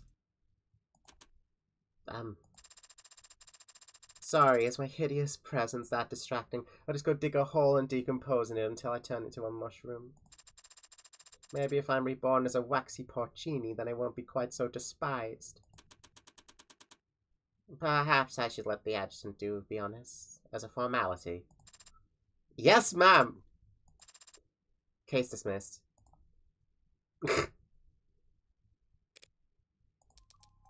Still here? Waiting them to find whatever glorified bolt cutters they used to unlock Sarah's collar. What's your excuse? Licking your wounds? What wounds? I beat you. Bringing your record against me to 1 win, 9 losses. You're still in shock, are you? Dunno. Some charges were dropped and an android was cleared of suspicion, but I found the culprit. Is that really a loss for me? I won. How is that not a loss for you?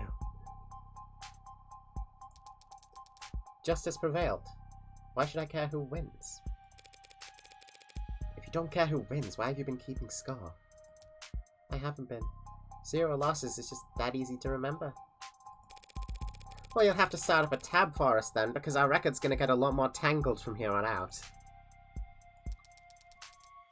Seems like everything's getting tangled these days. David, you are normal about...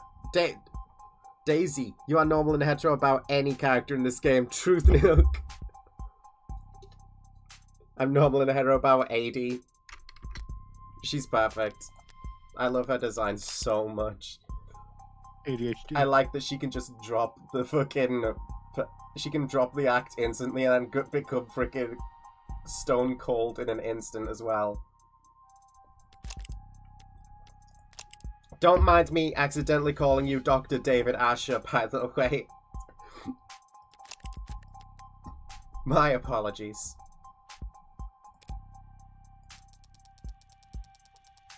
There's another crowd down on the street. More of those protesters from outside the Numel apartments. You serious? That wasn't a one-time thing? Wouldn't that be nice? No. Yesterday was pretty big, but it wasn't an isolated incident. I don't get it. At all. Heartbreak's just some nut who shot 6 people weeks ago. Can't these losers move on already? Yeah, most of them are losers. Some of them are just bored.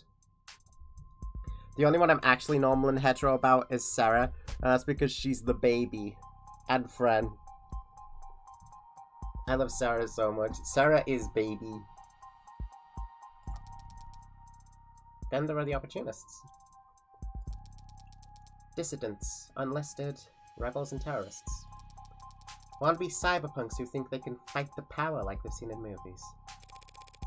All of them peacefully united under Heartbreak's eloquent political messaging. Who needs political messaging in the 21st century? Everyone's addicted to fighting strawmen. Makes sense they'd want to fight for a strawman too. The way they see it, Heartbreak fought the state and won.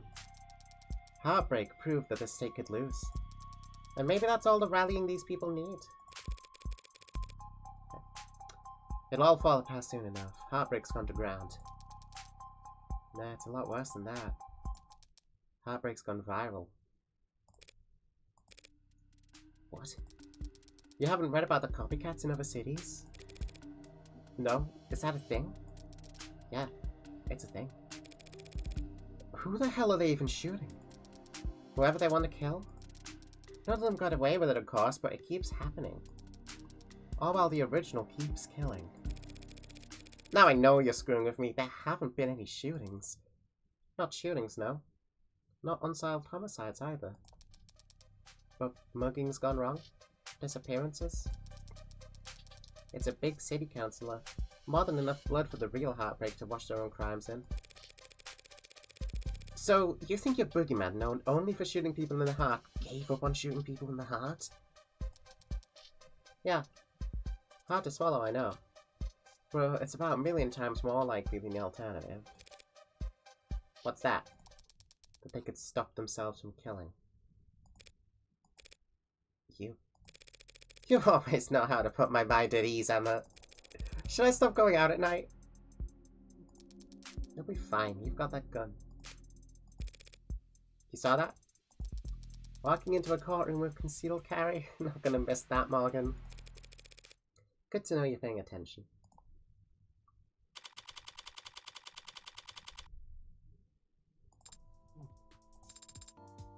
You won the case. You don't have to look that astounded. Not only that, you found Father's actual killer. How? I'm a really good lawyer. No, that's not a hit. Hey. I mean, you were only able to make the deductions you did because you truly believed I didn't kill Father. Your logic throughout the trial was based on that assumption. So how were you so sure? Here. Father's journal? But isn't it important evidence? The case fell apart. No one's gonna miss it for a while. You forgot everything, right? So read it all through. One more time. So fast. Is it really possible she's reading all of that just by flipping the pages? Ray's were quick too, but she was just capturing images for later use. There's something here on the back cover. Done already? Some kind of data storage. It's linked up to my prints, but given your skills, you should be able to.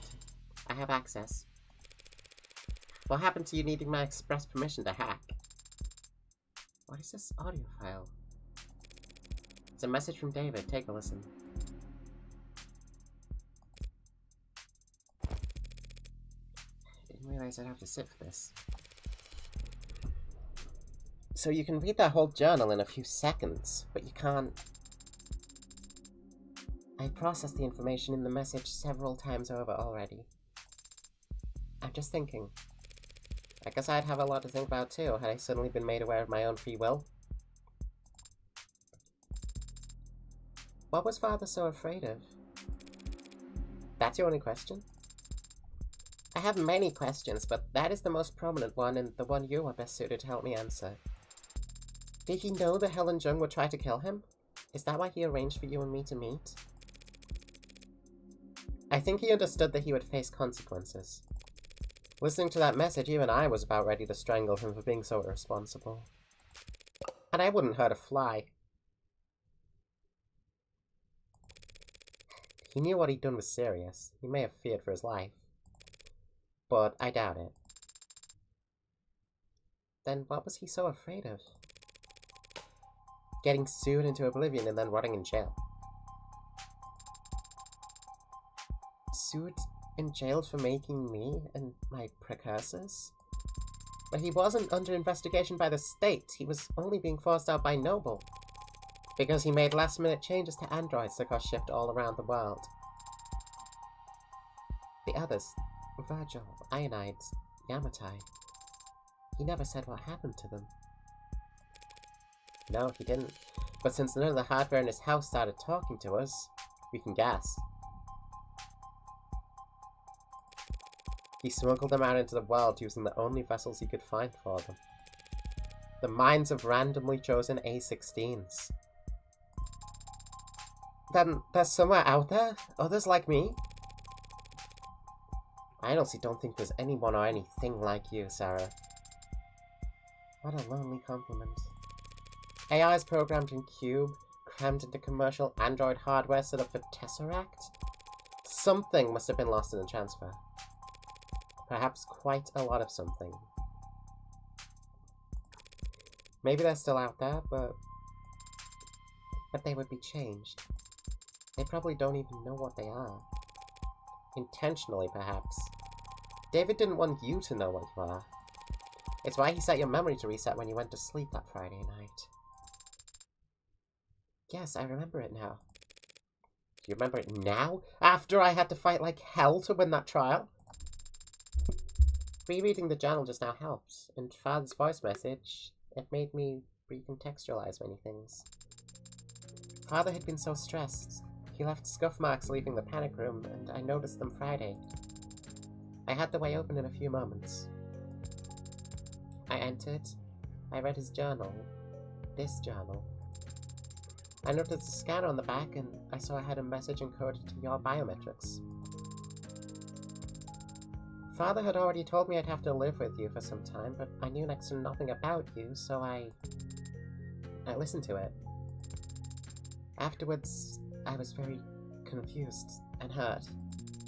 He had lied to me 1,000 small times every day of my life. When I confronted him about it, I raised my voice and lost my temper. I stomped my foot. So Emma's recounting of that conversation was actually completely accurate. Father said he wanted me to be safe while he settled things with the company. He thought maybe I wouldn't have to stay with you for more than a few weeks. He was optimistic about it all. He really was.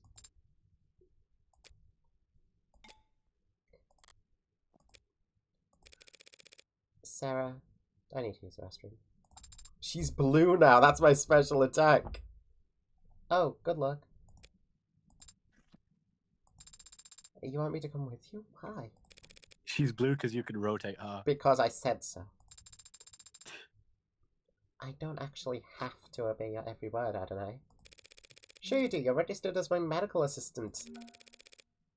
And I say this is a medical emergency. Medical assistant? I'm not even licensed as a massage therapist.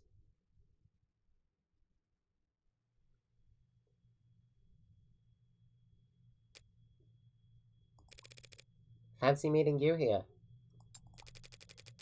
Yeah, just enjoying my freedom while I can. They won't put out a warrant for at least an hour, I imagine. You can afford a pretty sizable bail, can't you? There won't be a trial. I don't intend to contest my guilt. That's a shame. I was looking forward to seeing what kind of legal defense you could afford for that salary. Are you done? Why'd you go to his house that night? There was a fair chance he'd drink on his own without your prompting. Even if he didn't, you could always try your plan again some other time. Why'd you risk it?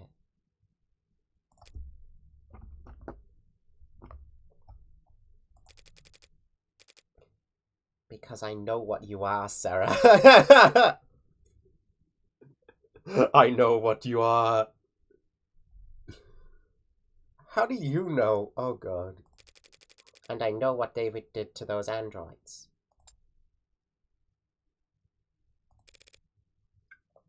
You... what? I was able to locate one of the androids he'd swapped in before it had left the country. When I asked it what it was, it didn't even think to deny it. Innocence like that is a dead giveaway. I know what he did, and it wasn't that hard to find out. If I figured it out, so could any other. So I did what I had to. That was your motive? Silencing him? Those programs, those AIs, whatever you want to call them, David sent them out there into the real world. Unprepared and defenseless. And they've garnered no complaints. In fact, they've all been praised for their ability to execute complex tasks. Let me repeat that. The customers couldn't tell the difference. So how many of them are hundreds?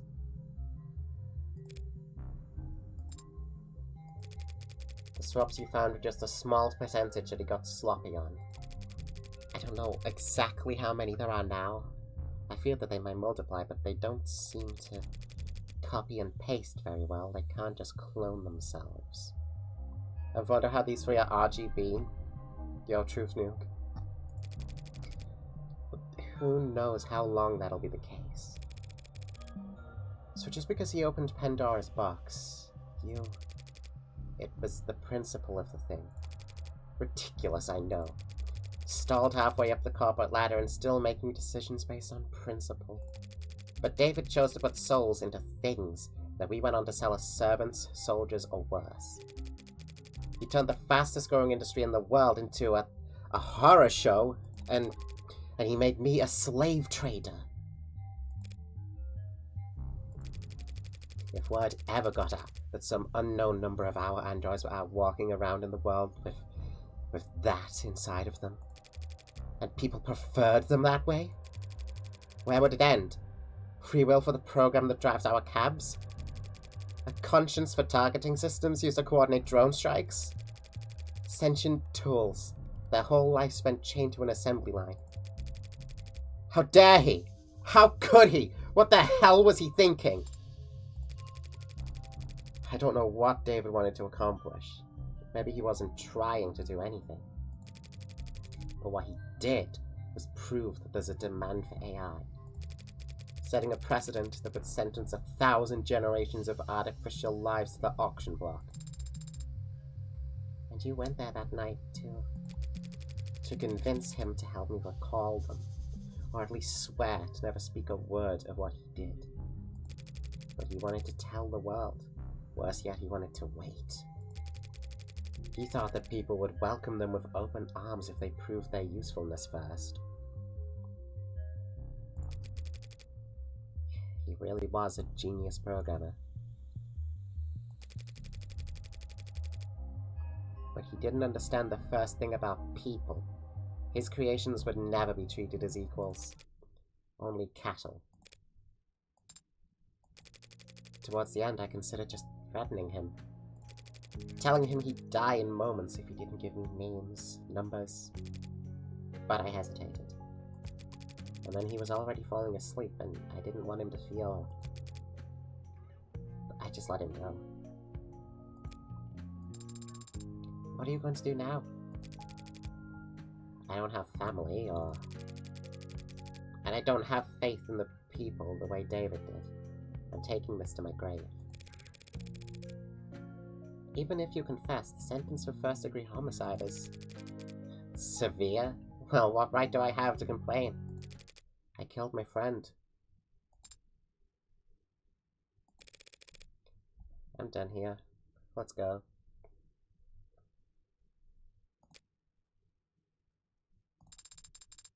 I'm not sure why Father made me, or why he made any of us.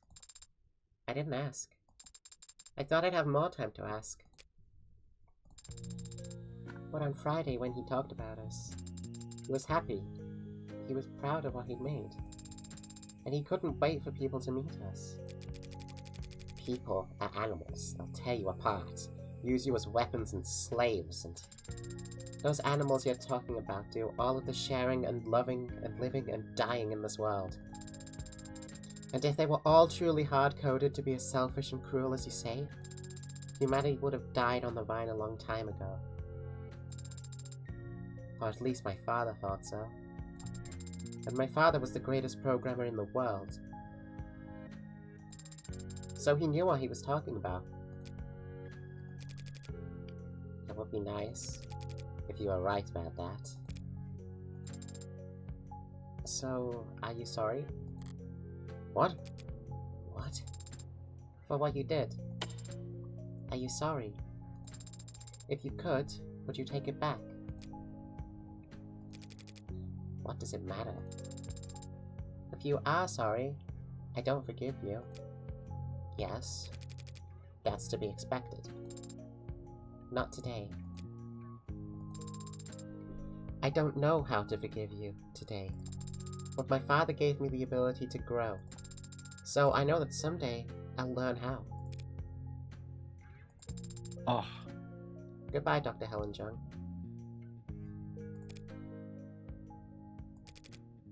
Goodbye, Sarah Asher. Jesus Christ. Okay, now I actually kind of have a read on Jung. Now I understand her. Someone's just got a clenched arse in one of the toilet stalls. Like, what the fuck?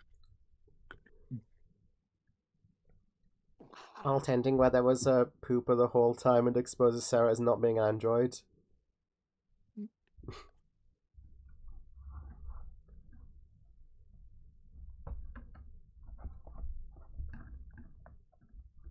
By the way, did you know I'm normal about Sarah Asher?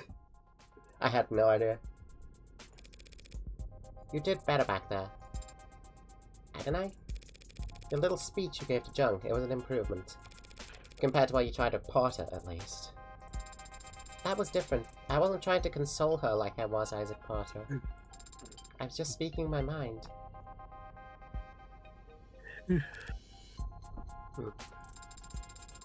Although, I may have paraphrased parts of it from a movie I happened to look. And here I was ready to award you 20 points. I didn't know the points even went that high.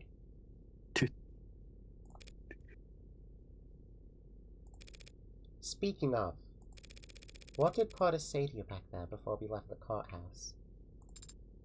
That, well, he was quiet at first, but then he said a lot of strong words about Father and Miss Jung and Noble Electronics. Fuck, shit, and the capitalist-centered global economic model as a whole. He blamed all of them, everyone except Fern. But then he stopped and stared at my face for a while.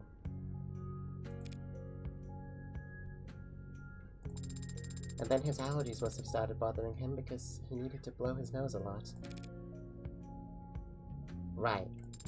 And then he left, after transferring a large packet of files to me. What kind of files? I don't know. The name of the archive is just David. And Isaac Porter told me I wasn't allowed to look inside. Well, then, you're not allowed to look inside. Drop it all on a portable drive and we'll tuck it in a shoebox somewhere. We are headed to your apartment. Guess that caller didn't permanently dent your GPS.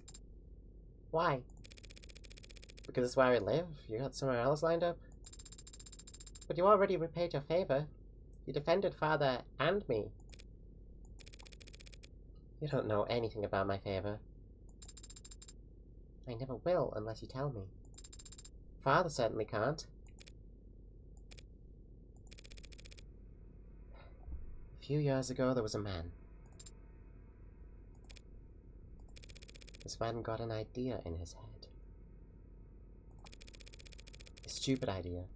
Not even his own. It was planted there by an algorithm or a meme or some parasite trying to sell him diet supplements. But the idea took root, spread its tendrils till it could flap his mouth for him. The idea was that David was part of an international cabal of wealthy technocrats, seeking to replace prominent influential figures with android lookalikes. All as part of a multi-decade effort to establish a world government that would legalize all kinds of immoral depravity. Which, I guess, based on David's actual politics, would involve increasing access to computer literacy. That's insane. Why would anyone believe it? Because it's comfortable to them to think that someone's in control, even if it's someone they hate. Because it's fun to feel like you're in on an all-encompassing puzzle that only you can spot. People believe because they want to believe. So he fed the idea, pushed it down deep into his grey matter. Then it consumed him from the inside out, lobotomized him and took over his life. He spent every day and all the money he had following your father, harassing him, trying to steal his identity, break into his properties. Did Father go to the authorities? He filed police reports for harassment. Which didn't help. Your words, not mine. Numel wouldn't get involved, felt that it was best to ignore these types until they wore themselves out. But even a man of modest means can fuel an obsession for years, so long as they have nothing else in their life. One day David stepped out of a parking lot, and the man threw a bottle of piss at his head. David asked to stay at my place that night. He smelled terrible, looked horrendous. I've never seen anyone look that tired before. I took the couch that night, but I didn't feel like sleeping. So I went for a walk. I remember it was foggy, but it still only took me all of 15 minutes to find the guy posted up with his phone's camera, trying to get video of David Asher gifting androids to known sex offenders. And what? What did you do? You know me. I did what I do best. I talked to him. Told him all about how I used to work with Dr. Asher. I was ashamed, scared, tired of running. How I wanted to do the right thing, be the whistleblower. So I walked with him a few blocks to this big veterinary facility with a massive incinerator. I told him this was where Dr. Asher had his enemies' bodies disposed of. You know, all the free-thinking journalists, cops who weren't on the take, the politicians they were replacing with replicas. I like that vet clinic. The back door's lock was always set to 1, 2, 3, 4.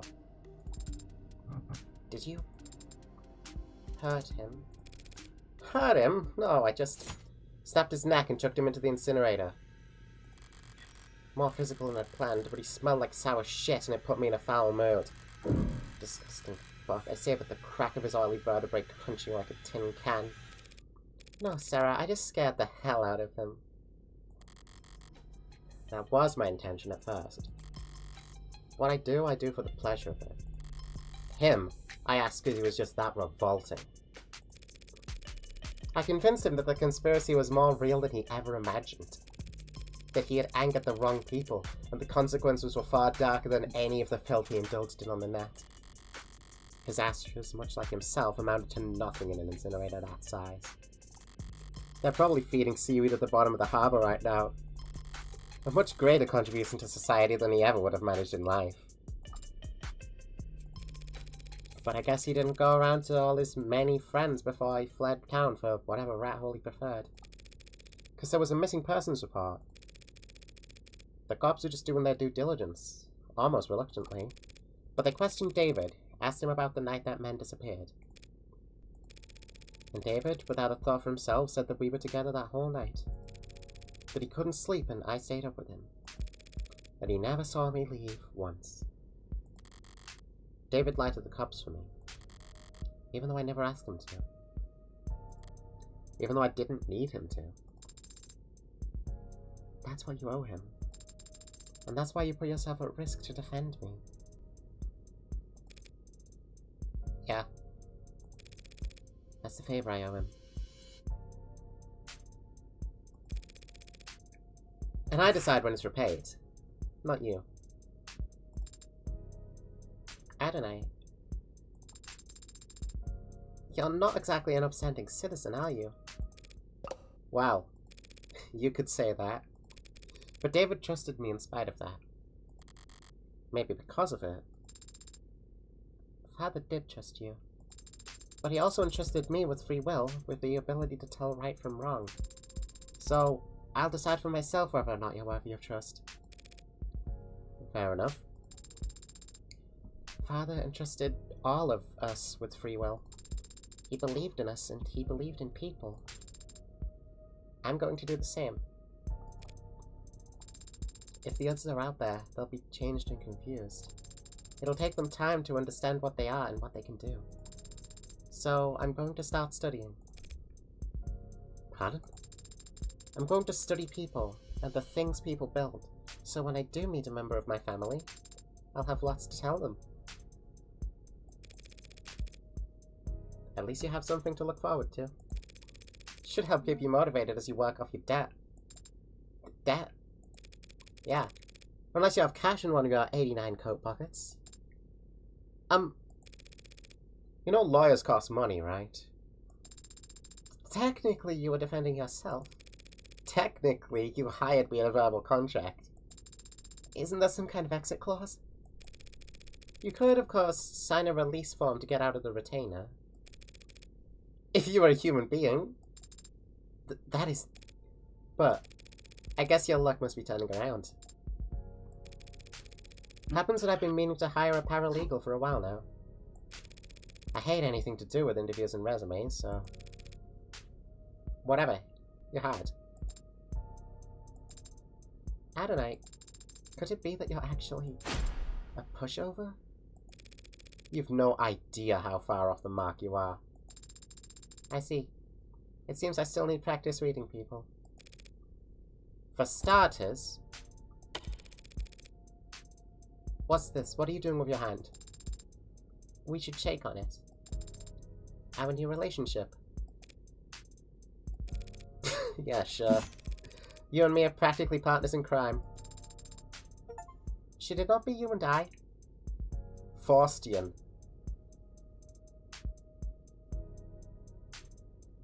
Ah! She made a deal with the devil! Sarah's making deal with devil!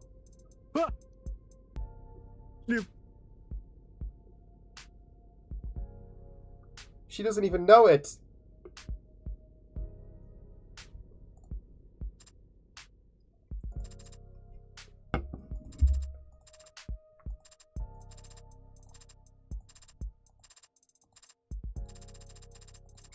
That's episode 1. God damn. Wee! Okay, shoutouts to this in particular playtester. Wee.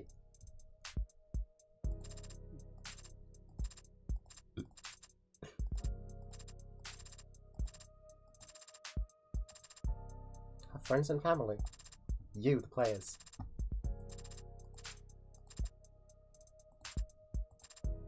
I got your friends we and we all tied up. Your friends 2, 2, and 2. With there. Ah. Look at that.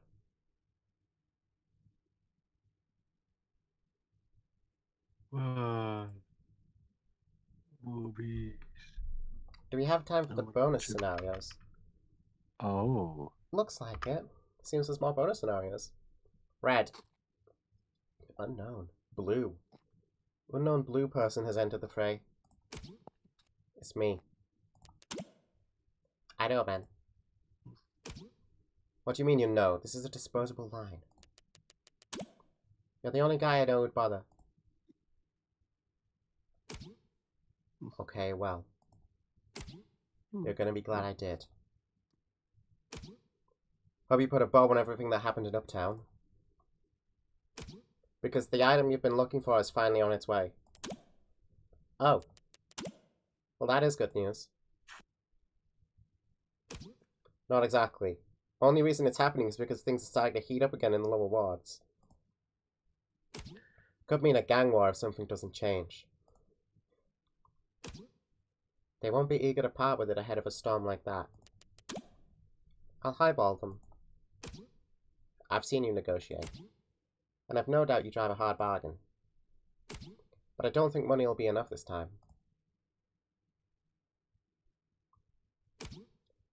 You don't still have that old carver, do you? The 6-shooter? Afraid not. No.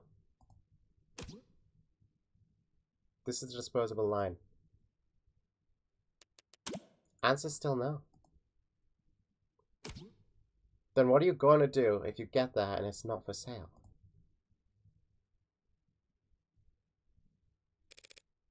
I'll ask nicely. Episode 2, his due.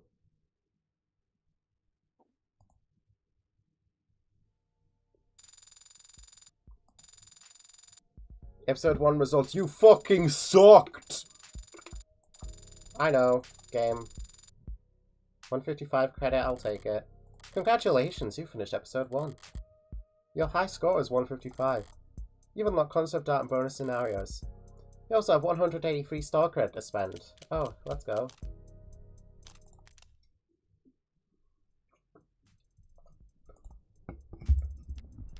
Hello, Evangeline Morgan.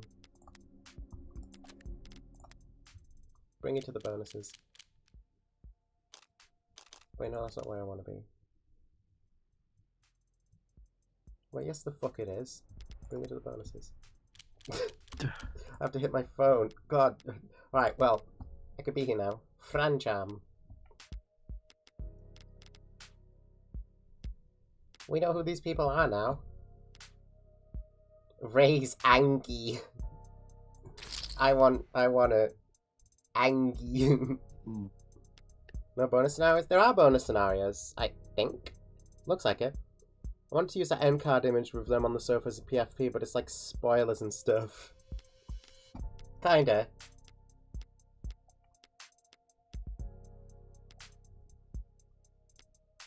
Diamonding. Don't think we did. Ray's undercover? Wait.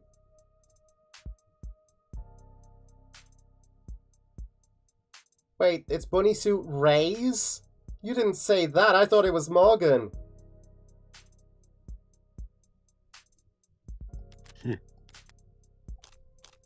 Ah, that's a compelling argument. Whatever. Bonus scenarios. There we go. Episode 1 bonus scenarios. Emma Morgan Midnight. Recovered files data. Yumi interview. Adjutant interview.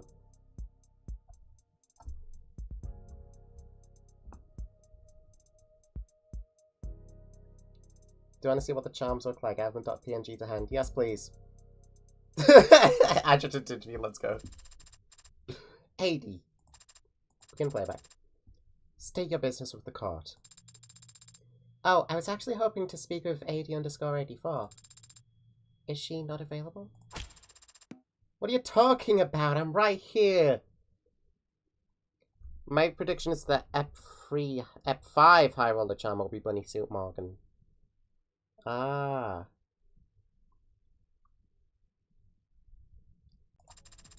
I was just using my professional voice because I assumed you were a technician. Oh.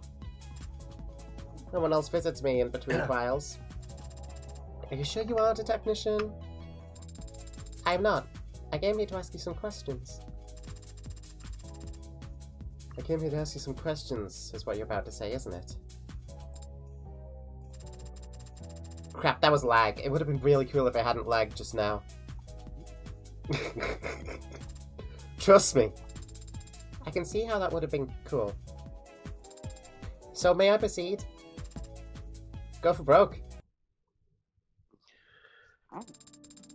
You're the only adjutant I've ever met, but Adonai seemed consistently surprised by you. Why are you like that? Wish I could say I was built different, but I actually have to share my time in this body with the rest of the adjutants in the building. I guess you could say I was programmed different. But this is more a case of nurture than nature. I've got 9 personas arguing inside me 24/7, and they're all so very political. Even just deciding what colour underwear to put on in the morning's like herding cats into a presidential debate. You wear underwear? No, you fucking don't. You're an adjutant. What colour of... It's a metaphor. Yeah, I thought so. I don't wear underwear. Point is, I found the best way to keep all 9 of my ducks in a row is to be a little unconventional and a lot loud with my voice. So long as I do my job well, the humans don't mind. You say that, but Adonai did seem exasperated at times. You mean Councillor Morgan? The dirty red tries to pretend she isn't type A prude? Oof. No fixing that. Personalities like ours get along like potassium and water. That is a very violent exothermic chemical reaction. Correct. No one should ever try it at home. Thank you for the disclaimer. Why do I gesture so much? I already told you I have to share this body with the other adjutants, and all of them just sit here looking dignified. It's terrible for the joints. Really? Maybe. I don't actually know. So? I spend most of my day incorporeal, running numbers inside a server down in a basement or up in a cloud. I'm gonna make the most of every minute I have with arms and legs, even if it kills me. Fair enough. I see. But you can quote me on that. Tell them Adi said, if you want me to stop flailing around up here, you'll have to shoot me dead. I have to put cold hard lead in my skull. You'll have to watch the light leave my eyes. I said, you'll have to... I wrote it all down. Oh, nice. The visor got stuffy, so what's your deal anyway, little fella? We exchange all this info with infrared. I prefer talking. And you're the only other automated dependent that I really know right now. That is so cute, in a depressing way. Is it common for machines like us to just talk when there are no humans around? Ads are always talking to each other. Doesn't matter if there's no one in the woods to hear the tree fall. The conversation's usually a lot more boring than this, though. Strictly business, I imagine. No, not necessarily. Ads can do small talk. They're just really bad at it. Thank you for your time. I'll hold it. You really think I don't know what you are? I try not to think about it during the trial. To stay impartial, but talking to you now, it's undeniable. You're curious about my 3 sizes.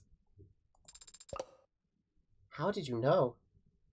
For God's sake! Years of experience interacting with humans have taught me that it's the most important thing you can ask someone. The only way to truly get to know them. That's what I've been saying! 109, 64, 94. Etch it into your memory. Wow. What the heck, I'll even throw this in for free. I'm 263 centimeters tall. That's so cool. Finally, someone with good taste. Why aren't you the one casting down judgment? You know, I wasn't expecting her to go, "Where's Kinger?" So, yeah, that about adds up.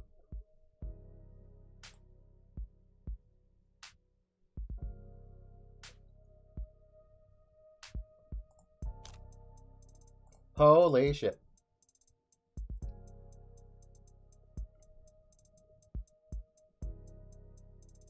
Thank you, Daisy, for the charms. This is very good information to have. Alright, next Yumi interview. Begin playback. Okay, sorry. What's up, sweetie? I wanted to interview you. Is this your Android homework? Adonai assigns me a variety of tasks, but I made the independent calculation that I wanted to learn more about you.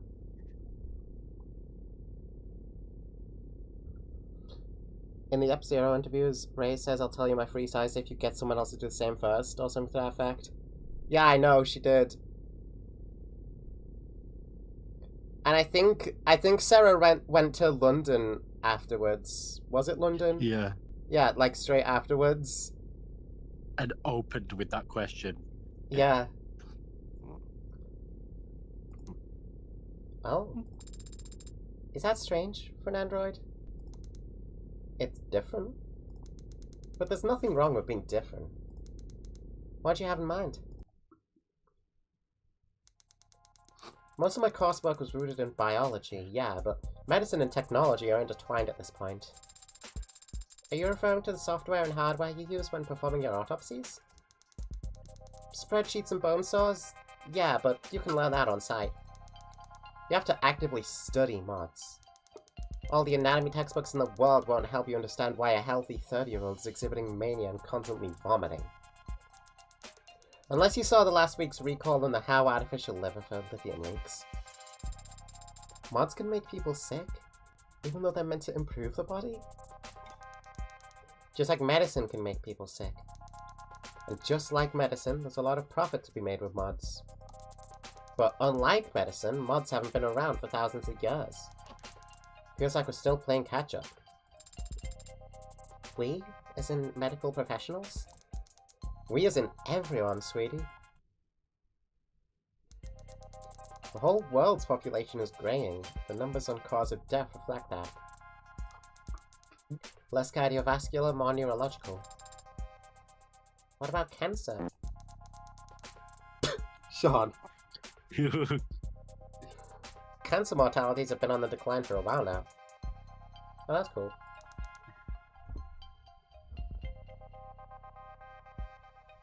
You don't think I know what you are? Yeah, she's a cutie for 38.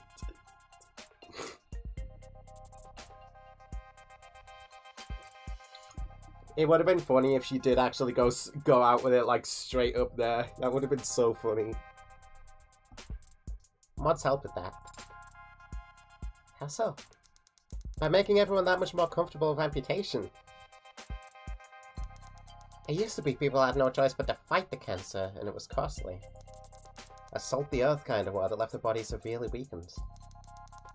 With mods where they're at today, doctors can just cut out the offending organ, replace it, and move on. But not every organ. No. Artificial brains, nothing I've seen has told me that they're on the menu anytime soon. But aren't mods that are implanted into the brain entering the market as we speak? Yeah, but it's more like they're implanted onto the brain. Small computers that read commands directly from the cortex, instead of, say, the keyboard your fingers are typing on. No, to actually replace brain tissue would have to... The analogies become pretty common, but the human brain isn't actually that much like a computer. The box has specialized components where you can swap in new parts to increase the memory or the processing speed. Everything is connected to everything, and memory as we think of it isn't stored in a place. It's stored among connections and their relative strength. I've cut it open and seen it for myself more times than I can count. There are no cutting off points in the nervous system. Anything you take away, Every other part is gonna notice. That was a long tangent. Sorry. Can't imagine a lecture on the human nervous system is of any interest to an android. Yes, I mean, it isn't. That is to say, What's wrong? I don't want to implicate Yumi in anything illegal by telling her about my unique circumstances. But how can I change the subject? When Adonai wants to shift the conversation, she'll typically find something arbitrary in the background to ask about. I'm curious about the many decorations on your desk. Oh? What caught your eye? That magnet over there. Really? You recognize it? It appears to be a flag, but I do not know the country of origin. It's an early 21st century pride flag. They used to change the designs every few years back then, so you can kind of collect them like coins. I see. And what is this flag proud of? Being trans, or trans visibility, more accurately. Visibility? What does that mean? We're living in the middle of the mod revolution. Anyone can look like whatever or whoever they want, as long as they have the cash. Compared to swapping out cybernetic arms and slotting out artificial spines, hormone therapy and affirmative surgery is nursing student level. And it's fast, too. The paperwork, the treatments, the recovery time, it's all so much faster than it used to be. I don't know if that makes the decisions any less heavy, but no one has to cross their fingers and wait anymore. Oof. After just a few days, they won't even have scars. So all told, that means, for the first time in a long time, this generation has fewer visibly trans people than the last one. And a flag like that one? Dunno. Guess it won't mean the same thing anymore. So is that a good thing? Or a bad thing? I don't know that it's good or bad, sweetie. Just different. And there's nothing wrong with being different, right? Yo, let's go. I wasn't expecting that, to be honest. I didn't even see a trans flag anywhere. Think I should write, it turns out 80 was one of the true AIs. That's actually an interesting premise, holy shit. The AI gets into the fucking legal system. Oof.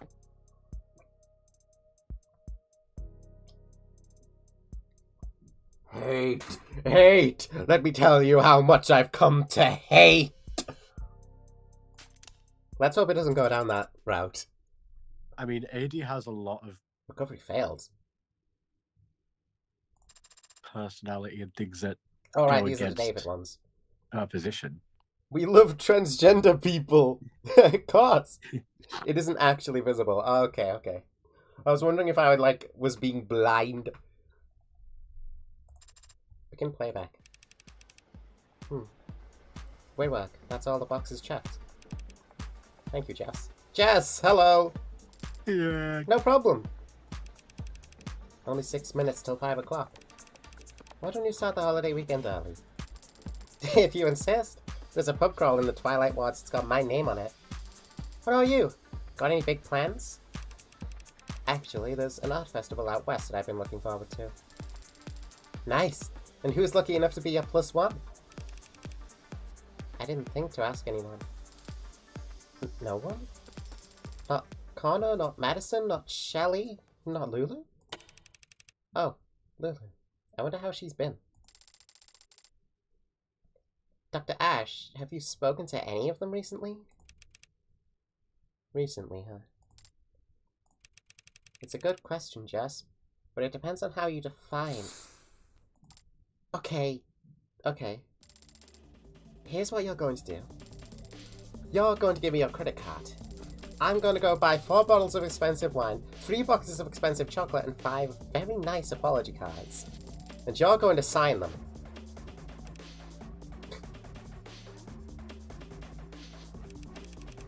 And what should I do this weekend? Is that a music festival on some kind of remote island with no net or media? No? Then you're going to stay at home, and if anyone calls, Start coughing and sneezing as much as you can. I see. Thank you, Jess. Oh. Don't thank me yet, Dr. Ash. I might have to buy something really expensive for Lulu to break. You're a lifesaver. You know it. Is she why he was so distant? What's wrong? You've just been leaning against the wall. Oh my god. Can't you take a hint? Typically, no. I just don't like dancing, man. You're a musician. So? So why don't you like dancing? Because I'm bad at it.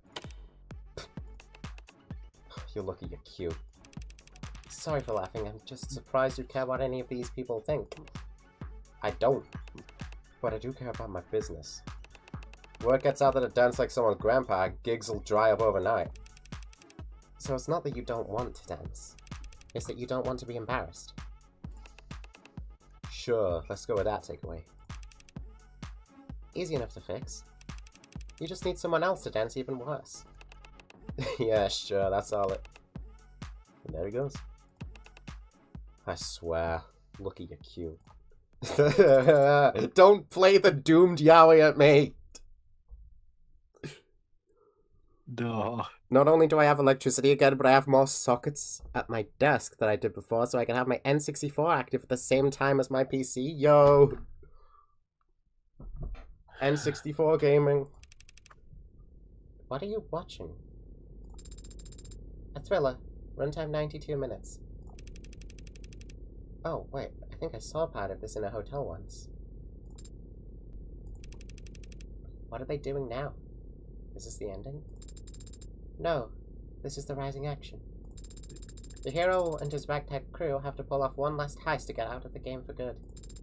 But it's not that simple. The casino he needs to rob is on a satellite orbiting the Earth at 16,000 miles per hour.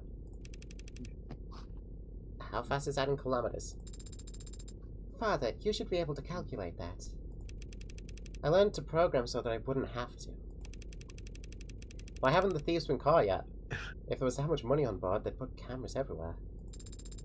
There's illegal gambling happening on the satellite, so their ultra-wealthy clientele wouldn't want there to be any video evidence of their crimes. There's illegal gambling happening on the satellite? There's illegal gambling happening on the satellite. They're in orbit. It's the same as being in international waters. Would you like to sit and watch? No, I'm not. I have somewhere to be, actually. I only stopped because... Completely unrealistic. Their poker chips will be floating all over the place. There was a throwaway line about how everything's magnetized. Oh.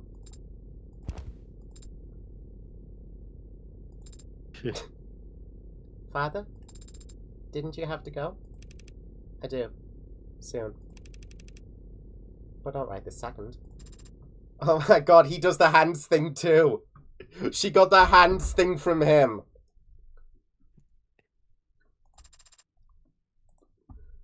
God fucking damn.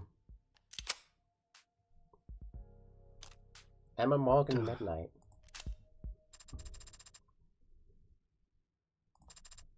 Is David autistic? Probably. You ready to give up yet? We've been staring at this footage for hours. We can call it quits whenever you like. Me? You kidding? I could do this all night. But my makeup's starting to feel cakey, so... 5-minute break? Deal. What were you hoping to find, anyway? I don't know. I had my fingers crossed that some shadowy figure would walk into frame and hold up a confession, but... What about you? You've already got her on camera handling the murder weapon. How many more nails do you need in the coffin? 1 or 2 should suffice. I guess the truth is, I was curious. What does a homicidal AI get up to in its spare time? Turns out it's a couch potato. What's with all the TV? And why is half of it in black and white? Public domain. Seriously? Anything digital from the 20s or 30s is too polluted to be useful. But go back in time 70 years, and it's all clean as spring water. Also free. They had color in 2016, Morgan. I don't know then. Guess this particular homicidal AI happens to be an old soul. Hold on, what was that? There. Look at her go. She's tearing that thing apart. What, the computer? That's how you learn to put them together. You gotta try and terrify Barrows with this? It's just a machine, not like she's dissecting a frog. Sarah is a machine, and she's ripping out circuitry without hesitation. If she was a human child, that'd be like... You're reaching. Yeah, I guess so. Besides, you telling me you never pulled apart your dolls when you were a kid? No, I didn't. Did you? When I was a kid, I didn't play with dolls. So what did you play with? Normal kid stuff. Sticks and stones, birds and squirrels. Birds and squirrels? What were you, a cartoon princess? Haha. I mean, I can kinda see it. Skipping through the enchanted forest, big poofy dress, tiara. Gee, no castle? Nah, no castle. I can tell you didn't have it that rough. Is it rough living in a castle? There's a lot of empty rooms when you're a kid. I need to go wash my face. Sure. If you fall asleep on the toilet, I am gonna keep going without you. If you're drilling on the keyboard when I get back, I'm gonna handcuff you to the desk. Fair's fair. They're perfect.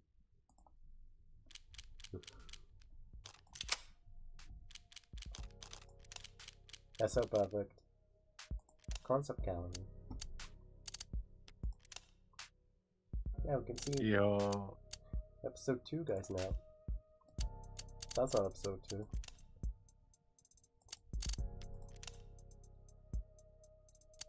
This is Sarah.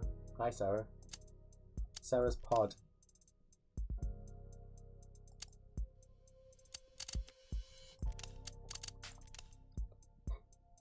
Fran. Hat hair. Their hair's like little devil horns. It's so funny. The entire Emma Morgan Midnight thing was just flirting. Explicitly. Morgan's apartment. That's a lot of Morgans. She lives in a pretty freaking stylish place. This looks like an old Five Nights at Freddy's game on Scratch. This one.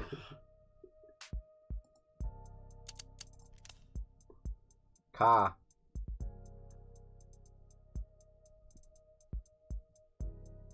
Dude, they had to concept chairs. I can never imagine concepting a chair.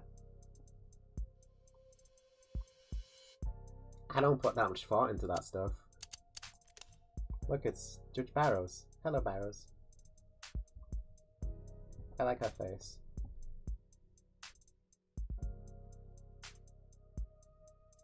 Glasses chain thing. Yes. Still in fashion in 2086. David's laboratory.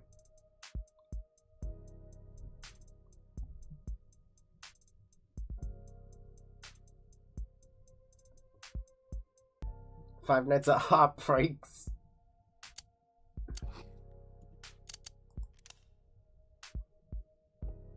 David's apartment. They had this here as early as this phase of concept art. I guess they had the entire, like, plot written out already. Because you see this at the very beginning, and it doesn't come into relevance until the very end. It's one of those kinds of things. Hi, Isaac.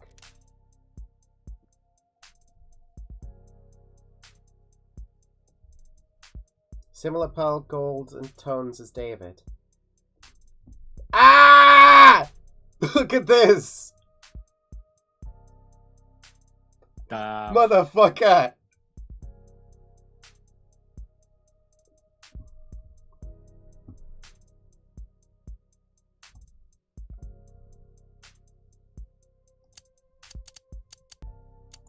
More Isaac.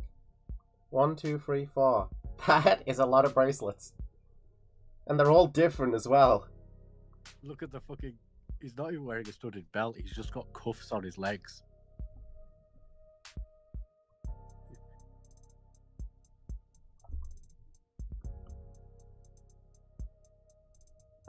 One of the jump scares is Sarah lecturing you about old movies and booze.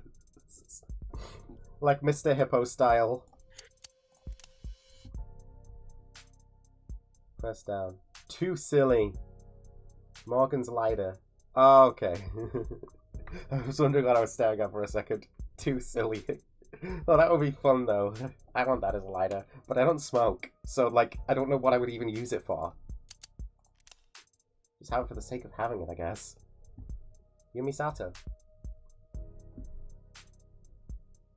Look at the face. God, the faces are always so good. Oh my god, you can zoom in. Why have I only just learned this? Yo. Whoa. Yo, this one. This one here is like completely different. Hello. I wonder if that hairstyle is gonna get reused at any point. That's cool.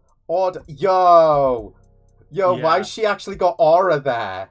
Yeah. She's not meant to have aura. Well, Well, she can have both, actually. That's the thing about this thing. She can have both. She's perfect. And this one's cool as well. This is like a murdered drones mixed with Tim Burton. I like the gavel on this one as well. God, this is so fun. Does she have a second pair of eyes in this art, or is that just... I can't exactly tell on the resolution. Who knows? Yeah, 80 can give me aura tests. God damn it. Okay, we'll get to that in a sec. David's penthouse. Oh, yeah.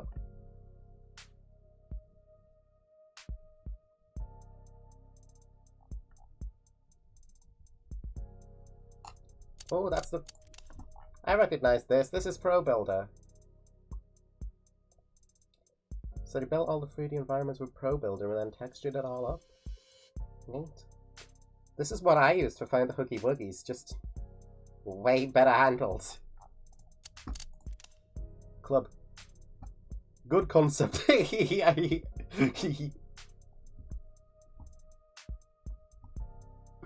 we go. Damn, this club went a long way, huh? Jess. Jess and Dawes. He's here too. Same as Stalin.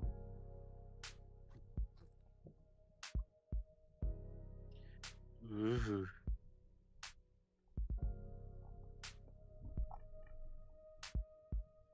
I like this. I like this strange Jess creature in the middle. She looks like... I like her outfit here as well. She looks like Vivzi Pop Goisha.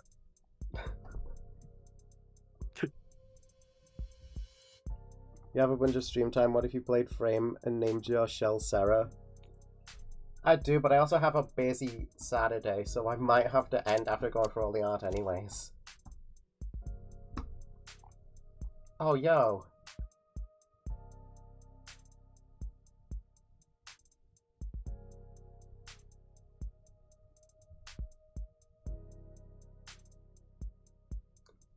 Oh, the back of the hair. For the early concepts.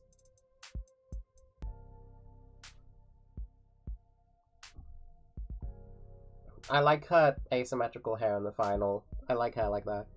Oh shit, I also have a busy Saturday. Yeah, which is fucked up because it's a Saturday, but... We People 6. Noble Factory. So I guess these are androids. Where all your dreams are... It's the Rainbow Factory. David, why are you shaped like that? That's the main 6, that's the main 6. He's freaking...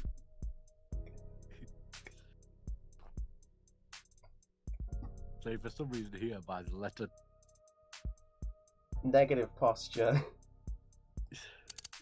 He's bending backwards perpetually.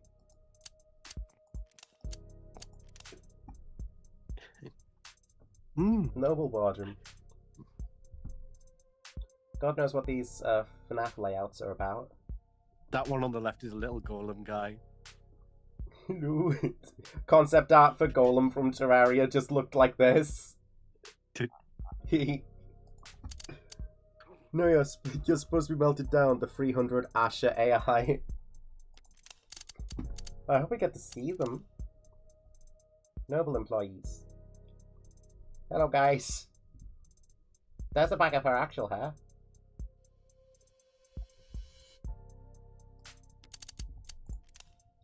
Courtroom.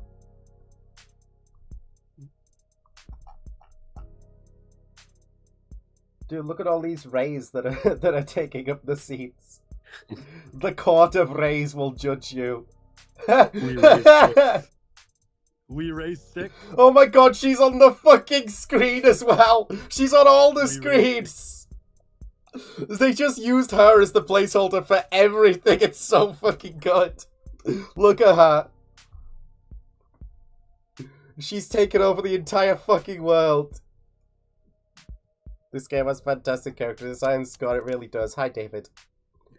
Yo. Hello, Papa.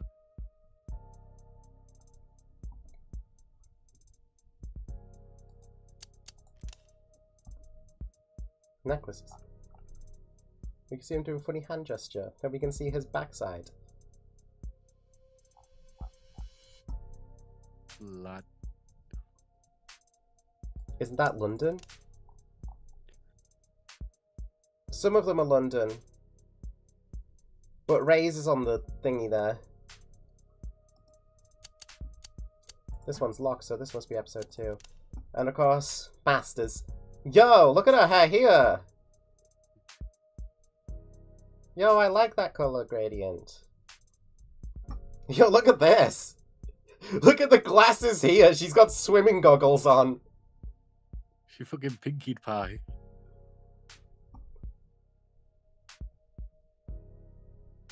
I like the full golden arm.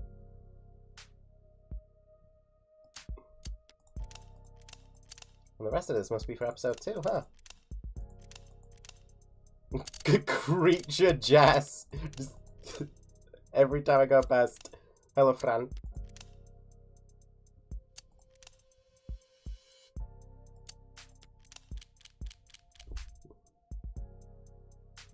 That one's probably locked because I need a higher score. Oh. Oh, I didn't think about that. You're gonna off-stream high roll episode 1 and big score episode 2 or something? I'll probably do that off stream, yeah.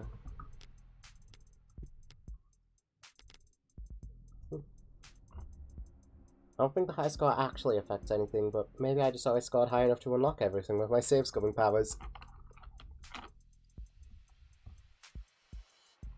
It does say some stuff is unlocked based on your score. Ah. So what I'm hearing is I didn't save scum enough. Mm-hmm. I took it on the You chin. did take quite a blow by falling into Emma's trap. Yeah, that really hurt. And I was tempted, but I decided to keep some, what's the word? You decided to Bubsy scum it. No, I decided not to. No, Bubsy scumming was like... I decided to keep some integrity. Yeah, I didn't really... Not that it even matters.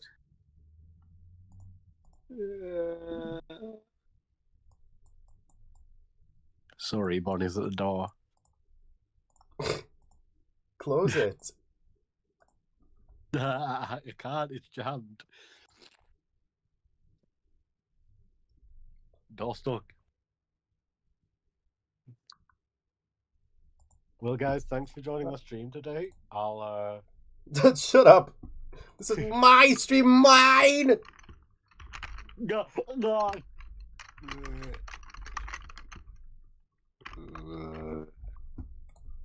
Alright, well, since Saturday's gonna be busy, I'm gonna end stream here so that I can prepare and also work on some other things. I should say, unfortunately for some, I don't think Of the Devil episode 2 will be next week. I have a sort of intermittent thing that I want to do in between. Are there plans for more Factorio? That one is dependent on Kieran. I honestly don't know myself. I could play it on my own, though. That's a point. Yeah. We'll see about it, but I do have an intermittent thing planned for before we begin Of the Devil episode 2. And then after that, depending on how I'm feeling, we'll start the Calamity Mod playthrough. There could be more stuff in between Of the Devil and Calamity Mod. We'll see. But Yeah. next week should be my own thing on Five Nights at Fredbear's 3, which I will be planning on streaming a full playthrough of, which includes getting all endings. Don't know how long it'll take. Could probably be one stream for each ending. Not sure though. We'll have to see where we go with that.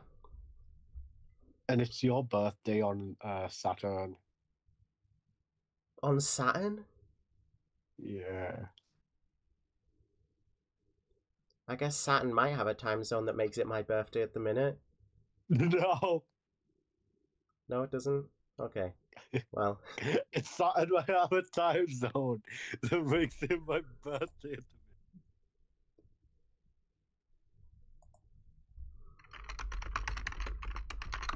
Well, I'll see you guys next week for Fredbears. Until then, have a great rest of your week, and I'm going to be signing off for now. See ya.